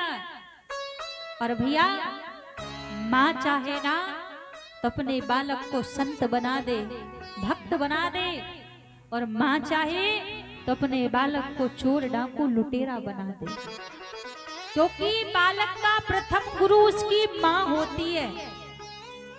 माँ चाहे तो खूब बढ़िया संस्कार अपने बच्चे के अंदर डाल दे, और माँ चाहे तो अवगुणों से भर दे। आज के समय को देखा जाए ना, वास्तव में केवल बच्चों को जन्म दे देने से कोई व्यक्ति माता पिता नहीं बन सकता। आपको लगता हो कि हमने बच्चे पैदा कर दिए हैं तो हम माँ बाप बन गए, ना। ऐसे बच्चे पैदा तो पशु पक्षी जानवर रोज 2-2 4-4 पैदा करके छोड़ रहे हैं। सच्चा जीवन और सच्चे माता पिता वही कहलाते हैं जो बच्चों को जन्म देने के बाद उनके अंदर अच्छे संस्कार दें, उनको अच्छे बुरे का ज्ञान सिखाए, उनको चरित्रवान बनाए, गुणवान बनाए, वही माता पिता कहलाते हैं। केवल जन्म देने से बच्चों को कोई माँ बाप नहीं बन जाता। आजकल क्या होता है, बच्चों का जन्म हुआ, थोड़े से बड़े हुए, बढ़िया स्कूल में एडमिशन मिल गया, बढ़िया कॉलेज में एडमिशन मिल गया, माता पिता स्वतंत्र हो जाते हैं। क्यों? अब कुछ नहीं सिखाना पड़ेगा हमें, अब तो बढ़िया स्कूल में जाता है, कॉलेज में जाता है, अब तो सब कुछ सीख जाएगा बच्चा, सब जान लेगा। आप यही सबसे बड़ी गलती कर देते हैं, क्योंकि स्कूल में केवल मात्र आपके बच्चे को किताबी विद्या पढ़ाई जाएगी। आपके घर के संस्कार, आपके घर की मान मर्यादा, आपके घर की किस बेटी के साथ कैसा व्यवहार करना है, किस बहन बेटी को किस दृष्टि से देखना है, ये सब स्कूल में नहीं सिखाया जाता। ये सब हमें स्वयं सिखाना पड़ता है बच्चों को। आज हमारे बच्चों का चरित्र क्यों गिर रहा है? आजकल हमारे बच्चों का अच्छा चरित्र क्यों नहीं बन रहा? उसमें केवल बच्चों का दोष नहीं है, उसमें उनके माता पिता का भी दोष है, क्योंकि कभी हमने उनमें अच्छे संस्कार नहीं दिए, हमने कभी उनको अच्छे बुरे का ज्ञान नहीं सिखाया। आज जब एक बेटा घर से निकलता है ना, कोई बाप उस बेटे से ये नहीं कहता कि बेटा तू घर से बाहर जा रहा है, ऐसे रास्ते कभी मत चलना कि तेरे कारण किसी बहन बेटी को अपना रास्ता बदलना पड़े, ऐसे मार्ग पर कभी नहीं जाना, कोई पिता नहीं कहता। बच्चों के मन में जो आता है बच्चे वैसा करते हैं, माता पिता रोकते नहीं हैं, तभी बच्चों का चरित्र बिगड़ रहा है, तभी बच्चों का भविष्य बिगड़ रहा है। आज किसी बेटे से बच्चियों से पूछो बेटा हनुमान चालीसा आता है, उनको हनुमान चालीसा नहीं आता। और फिल्मी गाने पूछ लो सो 2-2 4-4 गाने ऐसे सुना देंगे। अरे बड़े बच्चों की बात छोड़ो, 5-5 6-6 वर्ष के बच्चे गाने सुना देते हैं, जिनको हनुमान चालीसा की एक चौपाई नहीं आती, मानस की एक चौपाई नहीं आती। इसमें किसकी कमी है? किसी और की नहीं, हमारी कमी है। आज देखा जाए ना, एक मुस्लिम के बच्चे को पता है उसकी कुरान में क्या लिखा है, ईसाइयों के बच्चों को पता है कि बाइबल में क्या लिखा है, पर शर्म की बात है हम हिंदुओं के बच्चों को नहीं पता कि रामचरितमानस में क्या लिखा है, भगवत गीता में क्या लिखा है, भागवत जी में क्या लिखा है। हमारे बच्चों को नहीं पता। क्यों? हमने कभी बताया ही नहीं, हमने कभी उनको पढ़ाया ही नहीं। तो कहां से बच्चों का भविष्य अच्छा बनेगा, कहां से उनका चरित्र अच्छा बनेगा? आजकल बच्चों की तो बात ही छोड़ दो, वो तो ना जाने क्या क्या उपद्रव मचा रहे हैं, कैसे कैसे कर्म कर रहे हैं। आज के समय में हमारी बहनें भी किसी से कम नहीं है, हमारी बहनें भी कम बराबरी नहीं कर रही हैं। हमारी बहनें क्या करती हैं? फटे चिटे कपड़े पहनेगी, हाँ, फटे चिटे उल्टे सीधे कपड़े पहन पहन कर सोशल मीडिया पर नाच नाच कर रील बनाएंगी। क्यों? बोलेंगी हमें वायरल होना है, हमें फॉलोवर्स बढ़ाने, इसलिए रील बनाएंगी। आपके पिता की चप्पल घिस जाती हैं आपको कपड़े पहनाने में, उसके कपड़े फट जाते हैं अपनी बेटी के बदन को ढकने में। पर ऐसी बेटियों पर भी धिक्कार है जो अपने पिता के मान सम्मान के बारे में ना सोचकर खुद उल्टे सीधे कपड़े पहनकर स्वयं नाच नाच कर रील बनाती हैं। आपको नचनिया हो क्या? हमारा उस भूमि में जन्म हुआ है जहां जिस भूमि में महारानी लक्ष्मीबाई ने जन्म लिया था। हम उस भारतवर्ष की बेटी हैं, हम उस भारतवर्ष की बेटी हैं जहां सती सावित्री का जन्म हुआ था, भगवान से लड़कर भी अपना सुहाग लौटा कर लाई थी। उस भूमि में हमारा जन्म हुआ है। हमें हमारे मान सम्मान की इतनी भी फिक्र नहीं है। आप जो गले में जो हमारी बेटियां दुपट्टा ओढ़ती हो ना, आप जिसका त्याग कर दिया है, जिसको छोड़ दिया है ना, दुकान पर वो दुपट्टा भले 150 रुपए में मिलता हो, दुकान पर वो दुपट्टा भले 150 रुपए में मिलता है, लेकिन जब वो दुपट्टा किसी बहन बेटी के गले में चला जाता है, उसके बाप और भाई की समाज में लाख रुपए की कीमत हो जाती है। वो शान से कहता है मेरी बहन जा रही, मेरी बेटी जा रही है। लेकिन इतना मत अपने सम्मान को गिराओ कि कोई आपको देवी की दृष्टि से ना देखे, कोई भगवती की दृष्टि से ना देखे। ये भूमि वो है जहां बहनों को दुर्गा की दृष्टि से देखा जाता है, नारायणी की दृष्टि से देखा जाता है, भगवती की दृष्टि से देखा जाता है। सम्मान चाहिए आपको दुर्गा भगवती की तरह, और कर्म कर रही हो सूर्पनखा की तरह तो सम्मान मिलेगा? वैसा कभी नहीं मिलेगा। आप सोचो, हम फटे चिटे कपड़े पहनकर बाजार में निकले और लोग हमें देवी की दृष्टि से देखें तो संभव नहीं है। देवी की दृष्टि से देखने के लिए देवी की तरह आचरण भी जीवन में होने चाहिए, देवी की तरह कर्म भी हमारे जीवन में होने चाहिए। आपको रील बनाना है, फेमस होना है, उसके लिए मना नहीं है। रील बनाओ, राष्ट्र हित के लिए रील बनाओ, भक्तिमय रील बनाओ। या किसी समाज में जब आपका पिता बैठा हो, किसी की मोबाइल में गलती से आपकी रील चलकर आ जाए ना, तो आपका पिता सम्मान से कहे मेरी शेरनी बेटी है जो राष्ट्र के ऊपर रील बना रही, मेरी बेटी है जो भक्ति के ऊपर रील बना रही है। कहीं ऐसा ना हो बीच समाज में आपकी कृत्यों को देखकर आपके पिता को सर ना झुकाना पड़े। ऐसा कार्य मत किया करो जीवन में। और हम माताओं से भी कहेंगे, आपको यदि बराबरी करनी है तो फटे कपड़े पहनकर बराबरी नहीं होती, उल्टे सीधे आचरण करके बराबरी नहीं होती। आप बराबरी करनी है, भगवती की तरह आचरण जीवन में लाओ। आप शास्त्र का ज्ञान भी रखो, शस्त्र का भी ज्ञान रखो। बराबरी करनी है तो बराबरी करनी है ना, तो रोटी बनाने के साथ साथ शस्त्र भी चलाना सीखो। इस चीज की बराबरी करो। ये कैसी बराबरी हो गई कि इनके लिए लड़कों को रोक नहीं है तो हमें रोक क्यों? आप वो कार्य जीवन में करो। हम सभी बच्चों से कहेंगे, आप बहनें हो या बेटे हो, कोई भी काम जीवन में ऐसा मत करना जिससे आपके माता पिता का सर लज्जा से झुक जाए। एक माता पिता बहुत सम्मान के साथ, बहुत मेहनत के साथ आपके भविष्य के बारे में सोचता है, वैसे काम कभी मत करना आपके पिता का, आपके माता का सर किसी के सामने झुके। कार ऐसा करो कि आपके पिता, आपके भाई, आपकी माता सम्मान से कहे कि ये मेरी संतान है, ये मेरे पुत्र है, मेरी पुत्री है। ऐसे आचरण जीवन में लाओ।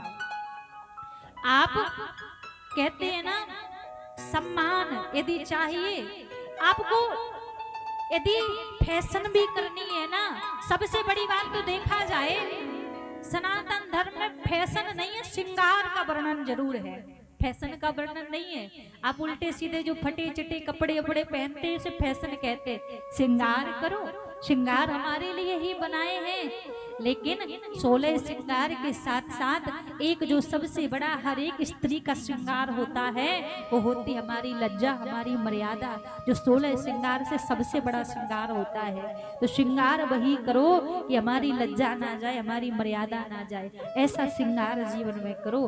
फैशन मत करो, श्रृंगार खूब करो।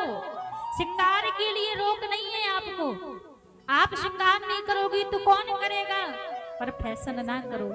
सुंदर दिखना है ना, मर्यादा में रहकर जितना सुंदर दिखा जाता है ना, फटे चिटे कपड़े पहनकर वो सुंदरता नहीं दिखती, जो मर्यादा में रहकर सुंदरता होती है।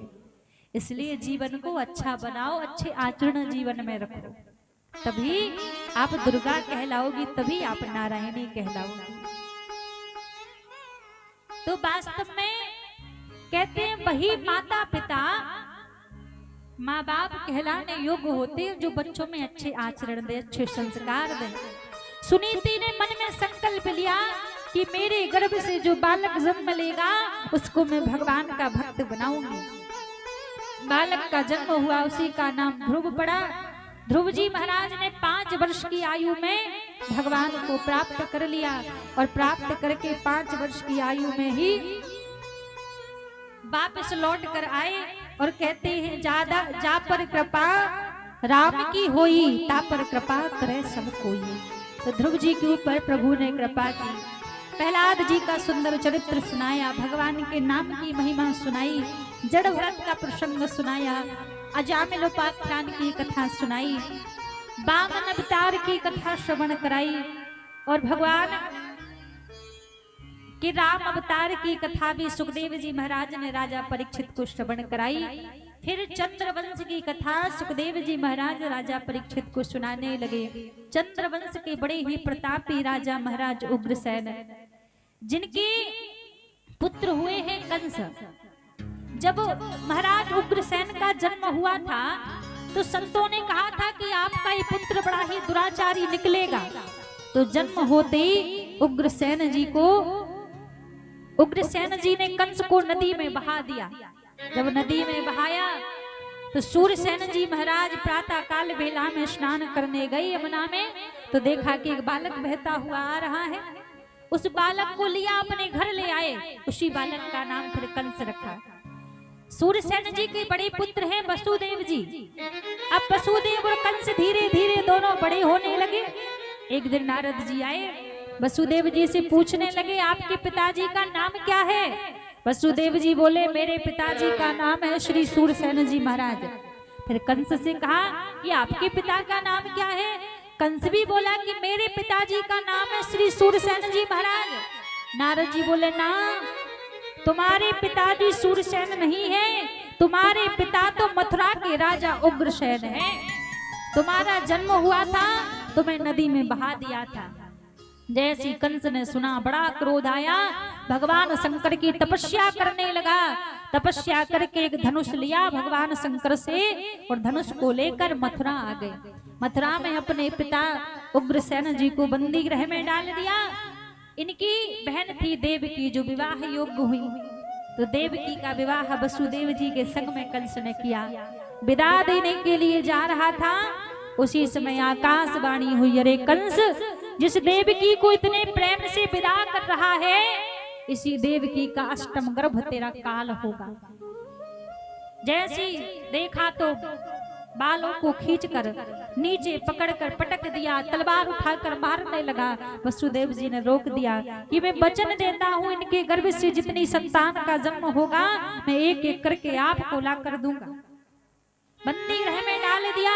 प्रथम पुत्र का जन्म हुआ, लाकर कंस को दिया, कंस ने उसको मार दिया। एक एक करके 6 पुत्रों को कंस ने मार दिया। 7वें गर्भ में श्री बलराम जी महाराज आए और भगवान ने 7वां गर्भ में ही नष्ट हो गया और 7वें गर्भ को माता रोहिणी के गर्भ में प्रभु ने स्थापित कर दिया। फिर 8वें गर्भ में परम पिता परमात्मा श्री हरि नारायण आते हैं और जब 8वें गर्भ में प्रभु आए तो सारे देवी देवता भगवान का स्वागत करने लगे। अच्छा, कौन कौन चाहता है भगवान जल्दी से अवतार लेकर आ जाए हमारे बीच में? कौन कौन चाहता है? जो चाहते हैं दोनों हाथ ऊपर खड़े करके भगवान का स्वागत करेंगे। हम सबके बीच में कुछ ही क्षणों में प्रभु अवतार लेकर आने वाले हैं। हाथ बड़े जल्दी नीचे कर लेते हो। हाँ, दोनों हाथ ऊपर खड़े करके स्वागतम कृष्णा सुस्वागतम कृष्णा,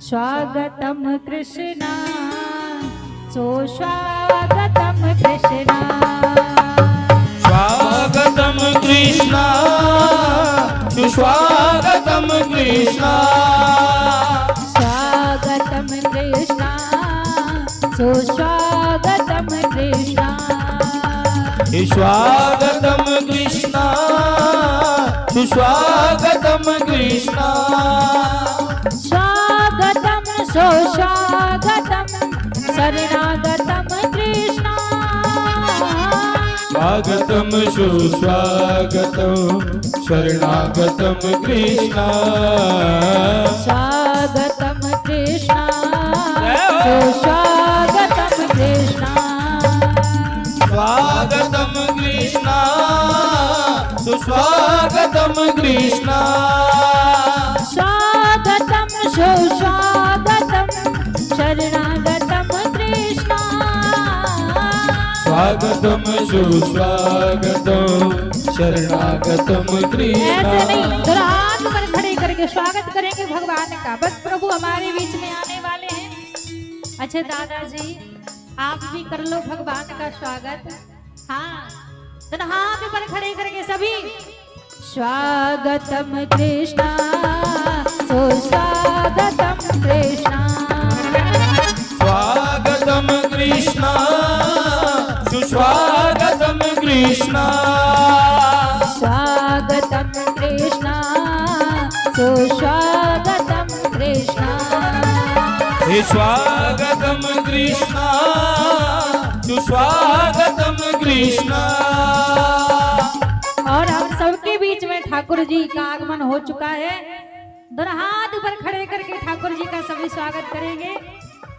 स्वागतम कृष्णा सुस्वागतम कृष्णा, हे स्वागतम कृष्णा सुस्वागतम कृष्णा,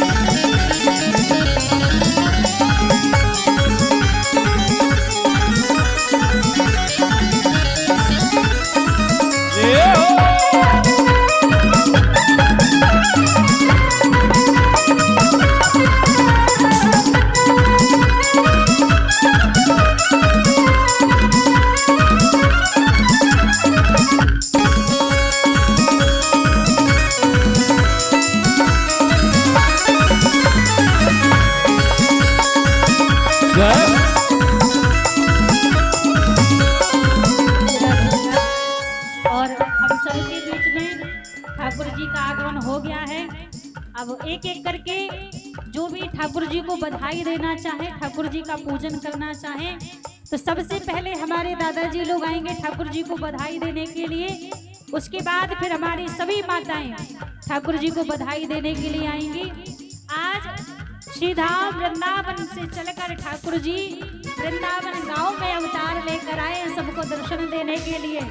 तो सबसे पहले हमारे जितने भी भैया जी लोग यहाँ पर हैं और समिति से भी जो भी हैं वो मंच पर आकर ठाकुर जी को बधाई देंगे। सभी दादाजी भैया जी लोग, समय कम है, जिनको आना है जल्दी जल्दी आएंगे। उसके बाद फिर हमारी माताएं आएंगी।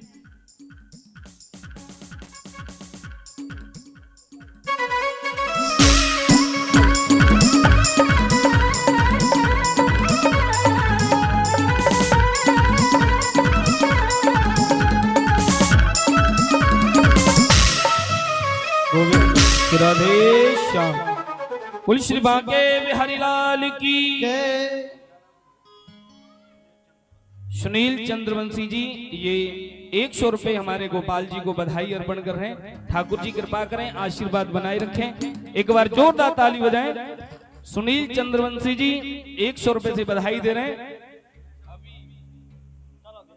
और आप हम सभी के मध्य गोपाल जी का आगमन हुआ है। जिन्हें भी बधाई अर्पण करनी है शीघ्र शीघ्र आएंगे और प्रसाद लेते हुए अपनी अपनी जगह पर बैठेंगे बधाई लेते हुए। राम बहादुर महतो जी ये 100 रुपए भगवान के चरणों में बधाई अर्पण की हैं। राम बहादुर महतो जी, राम बहादुर महतो जी।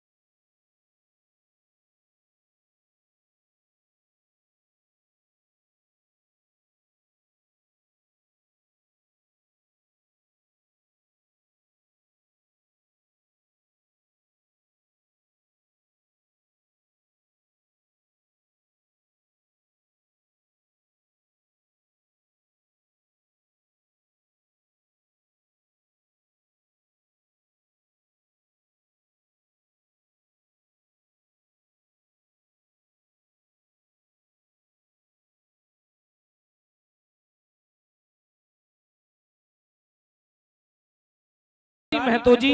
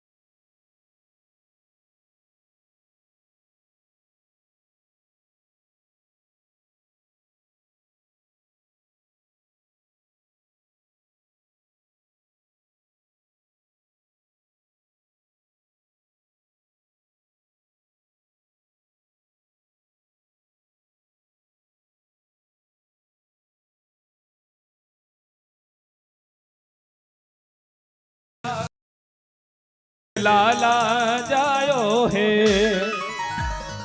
हेरी लाला जायो है, नंदरानी ने लाला जायो है हो,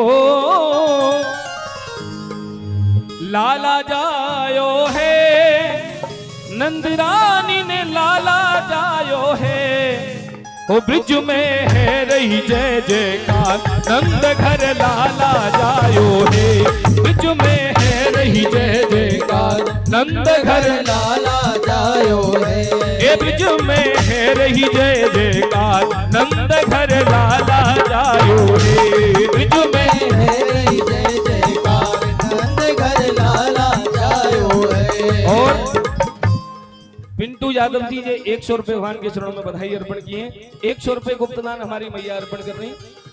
नीना देवी जी 50 रुपए भगवान के चरणों में बधाई दिए।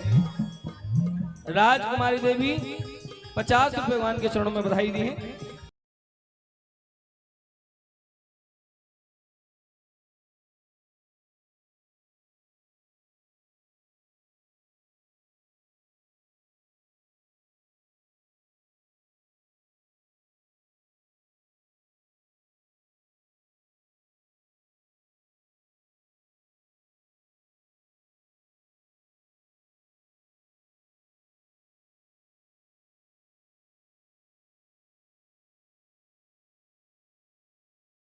जयकार नंद घर लाला जायो है, ब्रिज में है रही जय जयकार, नंद घर लाला जायो है।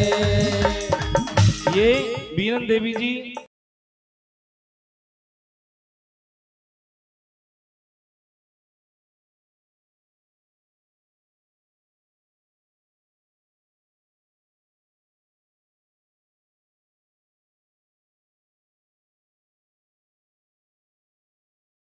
को भी आना है, जल्दी जल्दी आ जाए, उसके बाद फिर भगवान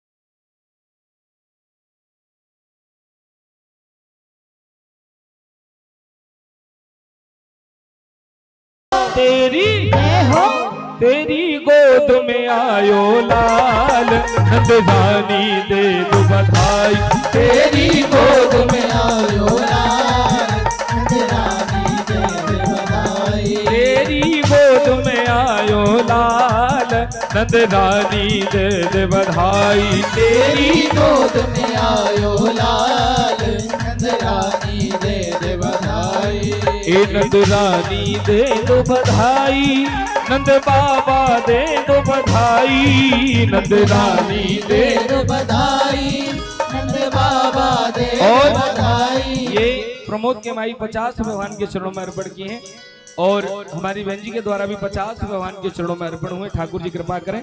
अब जो खड़े हैं नीचे, मेरा निवेदन है मंच के श्रवण के माई 50 भगवान के चरणों में बधाई अर्पण की है। गोपाल जी कृपा करें, आशीर्वाद बनाए रखें।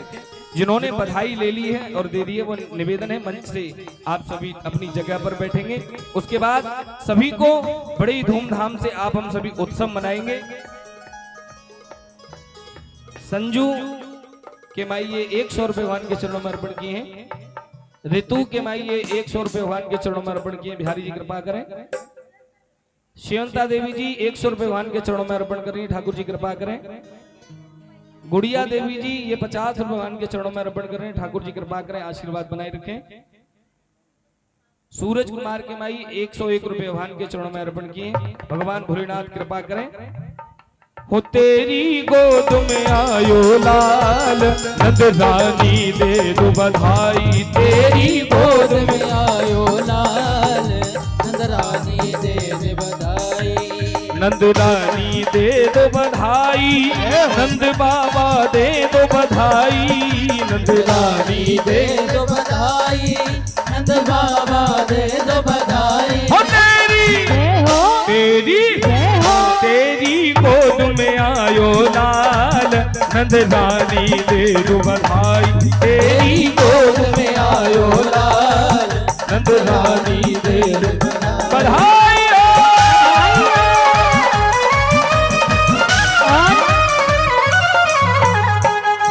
अब सभी लोग अपने स्थान पर खड़े हो जाएंगे। सभी लोग खड़े हो जाएंगे और भगवान के प्रागट उत्सव को बड़े ही धूमधाम से मनाएंगे। सभी लोग खड़े हो जाएं।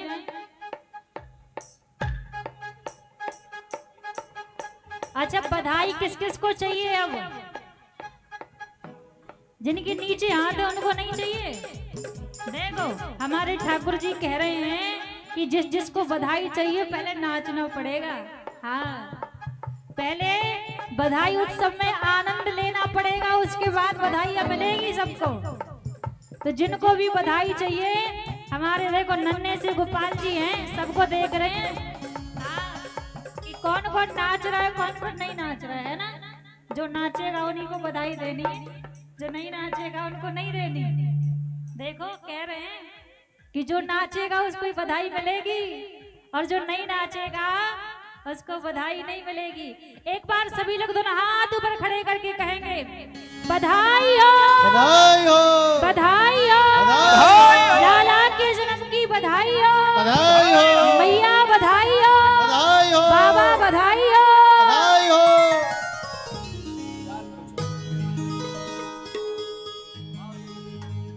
किस किस को बधाई चाहिए? ठाकुर जी के दोनों हाथ उठाइए एक बार।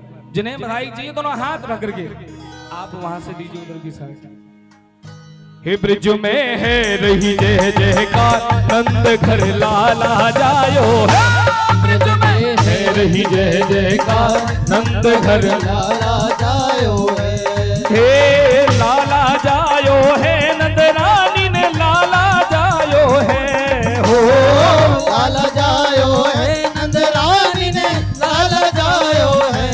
ब्रिज में ब्रिज में ब्रिज में है रही जय जयकार नंद घर लाला जायो है। ब्रिज में है रही जय जयकार नंद घर लाला जायो है, हे लाला जायो है नंद रानी ने लाला जायो है हो लाला जायो है, नंद रानी ने लाला जायो है। ब्रिज में ब्रिज में है रही जय जयकार नंद घर लाला जायो है। ब्रिज में है रही जय जयकार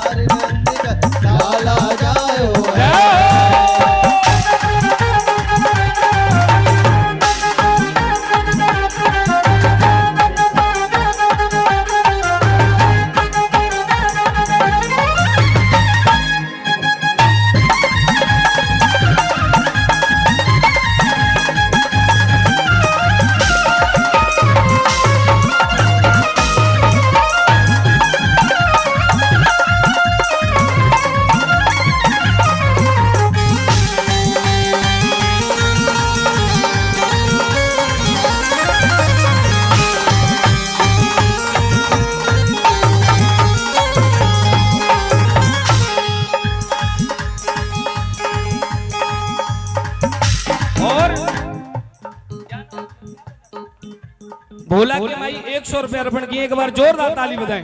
और भैया राधे श्याम जो टॉफी लुटा रहे हैं भैया जी बीच में जाके, यहाँ तो लुट गई, बीच में जाए थोड़ा सा हाथ, सभी दोनों हाथ उठाएंगे एक बार, दोनों हाथ आगे। ओ ब्रिज में है रही जय जयकार, नंद घर लाला जायो है। ब्रिज में है रही जय जयकार, नंद घर लाला जायो है। ए लाला जायो है, नंद रानी ने लाला जायो है। हो लाला जायो है, नंद रानी ने लाला जायो है। ब्रिज में है रही जय जयकार, नंद घर लाला जायो है। ब्रिज में है रही जय जयकार, नंद घर लाला जायो है। और ए भैया किस किस को बधाई चाहिए, दोनों हाथ उठाएं। देखिए उत्सव का मतलब ही है, जब तक आनंद नहीं आए तब तक थोड़ी उत्सव होगा। पहले दोनों हाथ उठाएंगे, उसके बाद में सभी को बधाई मिलेगी। दोनों हाथ उठाएं, सभी दोनों हाथ उठा करके। हे नंद घर आनंद भयो, जय कन्हैया लाल की। नंद घर आनंद भयो, जय कन्हैया लाल की। हो जय कन्हैया लाल की, गिरधर गोपाल की। जय कन्हैया लाल की, गिरधर गोपाल की। हो जय कन्हैया लाल की, गिरधर गोपाल की। जय कन्हैया लाल की, गिरधर गोपाल की। नंद घर आनंद भयो, जय कन्हैया लाल की। नंद घर आनंद भयो, जय कन्हैया लाल की। कौन कौन बधाई देगा ठाकुर जी को, दोनों हाथ उठाइए और दोनों हाथ उठा के मस्ती में, दोनों हाथ उठा करके सभी, एक दो 3 4।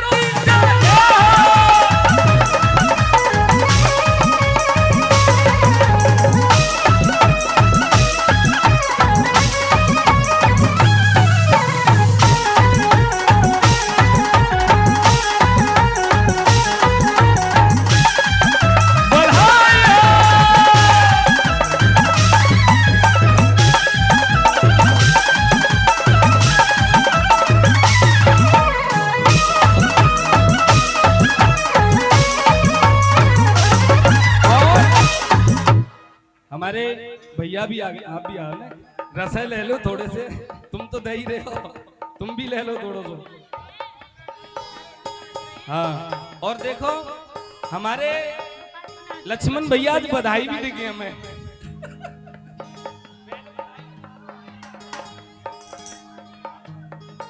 आप बधाई बांटेंगे पहले, आगे आ जाओ, इधर इधर, कोई बात ना।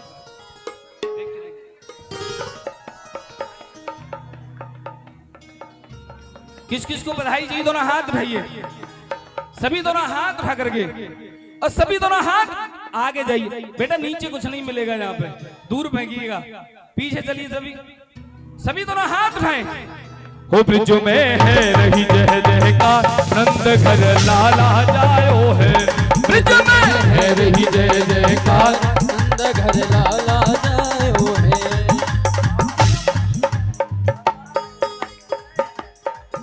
हे लाला जायो है, नंद रानी ने लाला जायो है। हो लाला जायो है, नंद रानी ने लाला जायो है। ब्रिज में है रही जय जयकार, नंद घर लाला जायो है। ब्रिज में है रही जय जयकार, नंद घर लाला जायो है। बधाई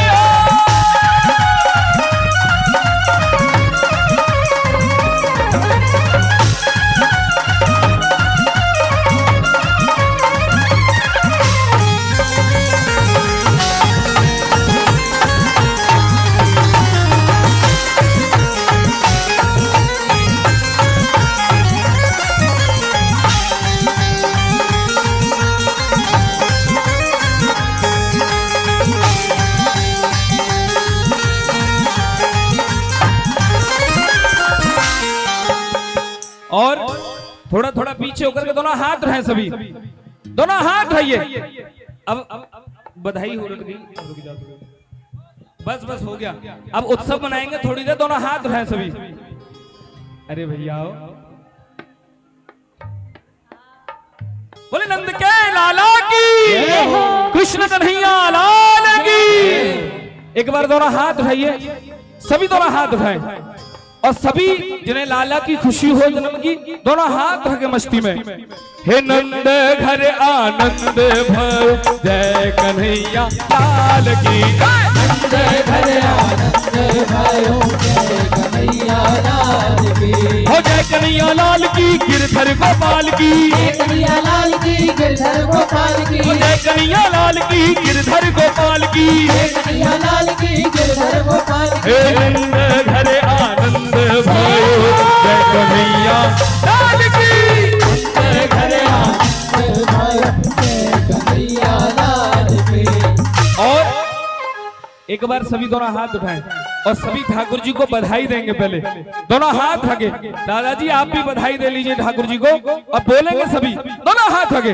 हे बधाई हो बधाई हो बधाई हो बधाई हो बधाई हो बधाई हो बधाई हो। ये शुभ घड़ी आई हो बधाई हो ये शुभ घड़ी आई हो। बधाई हो बधाई हो हे बधाई हो बधाई हो बधाई हो बधाई हो बधाई हो बधाई हो बधाई हो बधाई हो। ये शुभ घड़ी आई हो बधाई हो ये शुभ घड़ी आई हो। बधाई हे हो बधाई हो बधाई हो बधाई हो बधाई हो बधाई हो। बधाई हो। हे नंद घर आनंद भयो जय कन्हैया लाल की। घर आनंद भयो जय कन्हैया लाल। एक बार सभी प्रेम से नंद के लाला की जय हो, कृष्ण कन्हैया लाल की जय हो, बाल कृष्ण लाल की। जय हो। और दोनों हाथ उठा करके इसके बाद सभी दोनों हाथ उठाएं। इसके बाद आरती की तरफ चलेंगे। दोनों हाथ उठा के सभी और सभी दोनों हाथ उठा के मस्ती में झूमते हुए एक एक दो एक दो तीन चार।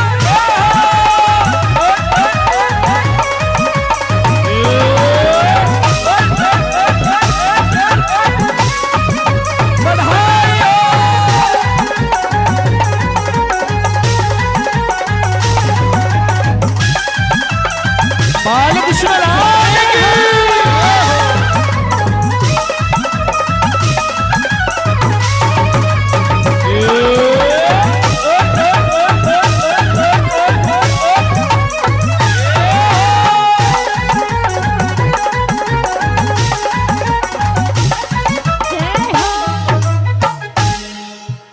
एक बार प्रेम से बधाई हो बधाई हो, बधाई हो। बधाई हो। दो लाइन मेरे मन में है वो आप सभी के लिए मैं जरूर गाऊंगा। बड़ा सुंदर भाव है और ठाकुर जी की कृपा है। ये 5 कर दो 5। किस किस को इस यज्ञ की महत्ता और सुंदर लग रहा है ये दरबार। जितना भी यज्ञ नारायण के भगवान के सजा हुआ है, किस किस को सुंदर लग रहा है यज्ञ मंडप। दोनों हाथ उठाएं। ये हमारी यज्ञ समिति के लिए एक बार जोरदार ताली बजाएं, क्योंकि इन्हीं की मेहनत और आप सभी के पुरुषार्थ से यह यज्ञ सफल हो रहा है। दोनों हाथ उठा करके सभी कहेंगे, हो श्री राम के भक्तों ने ये दरबार सजाया है। हमारी जितनी भी समस्त कमेटी है सभी ने मिलकर के ये दरबार सजाया है। हो श्री राम के भक्तों ने ये दरबार सजाया है। और दोनों हाथ उठाएंगे पूज्य महाराज श्री के लिए। दोनों हाथ उठाके, हे आचार्य जदेव जी ने, आचार्य जदेव जी ने ये भगवान लहराया है। आचार्य जदेव जी ने भगवान लहराया है। श्री राम के भक्तों ने ये दरबार सजाया है। श्री राम के भक्तों ने दरबार सजाया है। और हम सब ने मिलकर, और हम सब ने मिलकर ये जयकार लगाया है। हम सब ने मिलकर भगवान लहराया है। ऐसे थोड़ी, दोनों हाथ उठाएं सभी और साथ में मिलके गाएंगे। पीछे भी उठाइए दोनों हाथ, पीछे भी दोनों हाथ उठाएं। बोलो श्री राम जय राम जय जय राम। बोलो श्री राम जय राम जय जय राम। श्री राम जय राम जय जय राम। आप सभी की आवाज आनी चाहिए। जय जय श्री राम, जय जय श्री राम, जय जय श्री राम। आप सभी 1 मिनट रुकेंगे, एक बार आप बोलेंगे सभी। हम बोलो श्री राम जय राम, बोलो श्री, आवाज आनी चाहिए।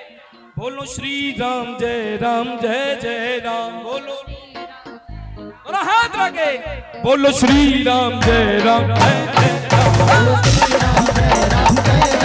ये बोलो श्री राम जय राम, ये बोलो श्री राम जय राम, ये बोलो श्री राम जय राम,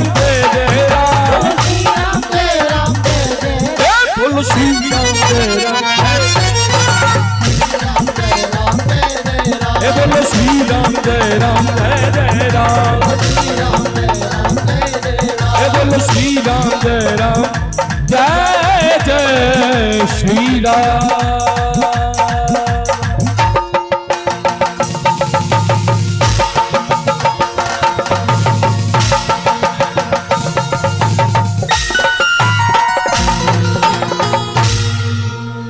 एक बार सभी प्रेम से जय जय श्री राम, जय जय श्री राम। नमः पार्वती पते हर हर महादेव।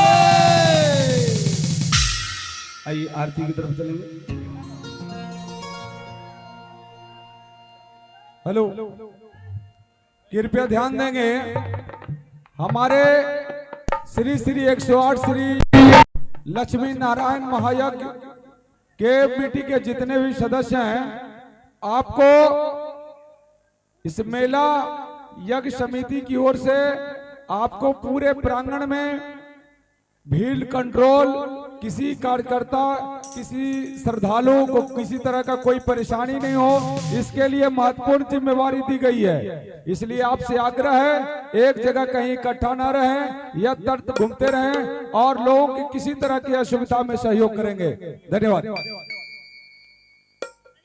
और हमारे तरफ से सभी कार्यकर्ता को से अनुरोध है कि जिस भी कोई भी व्यक्ति से कोई प्रकार का ठेस नहीं पहुंचना चाहिए, हाथ जोड़कर उनको समझाना है और अच्छा से बात करना है, जिससे लगे कि हमको वृंदावन गांव गए थे तो हाथ जोड़ करके समझा रहा था। कभी भी गलती अपने तरफ से नहीं करना है, उनको हाथ जोड़कर ही समझाना है, क्योंकि बाहर से आए हुए हमारे अतिथि देवों के समान होते हैं। धन्यवाद। आइए सभी मिलकर आरती सम्मिलित होंगे और आरती के लिए कृपया शीघ्र ऊपर आ जाएंगे जिन्हें भी आरती करनी है। गोविंद, हमारे जो भी भैयाजन जो नीचे खड़े हैं आरती करना चाहें, एक एक करके शीघ्र ऊपर आ जाएंगे, समय नहीं लगाएं।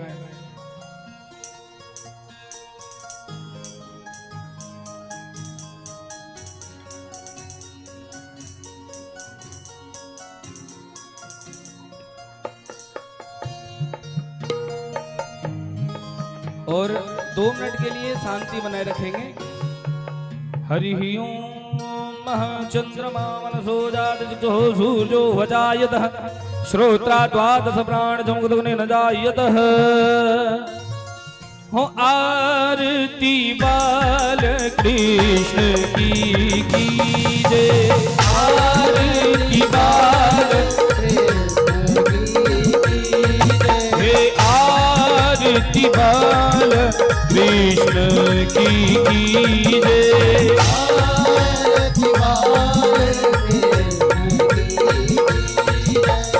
अपनो जन्म सुफल कर लीजे,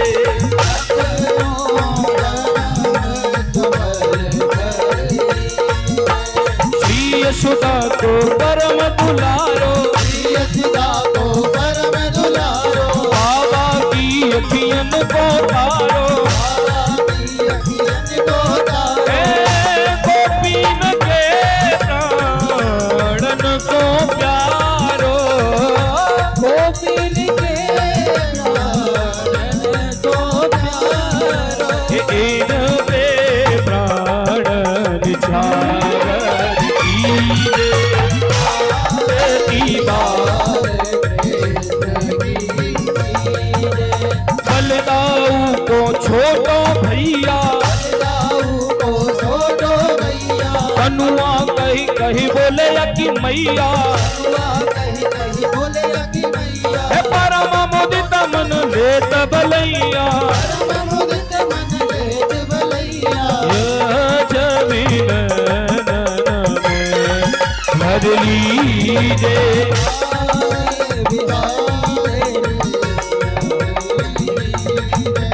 श्री राधावर सुघड़ कन्हैया, ब्रज जन को नवनीत खिवैया,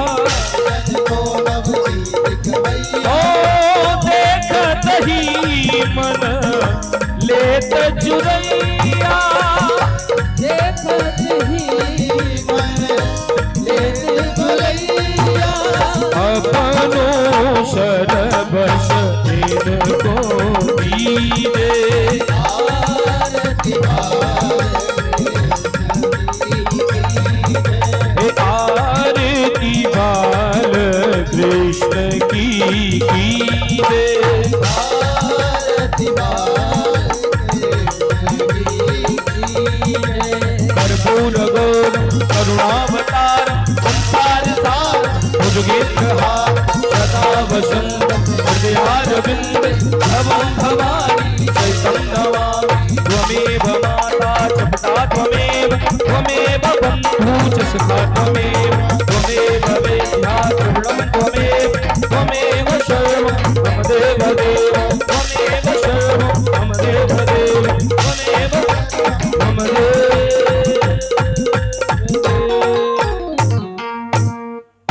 एक बार दोनों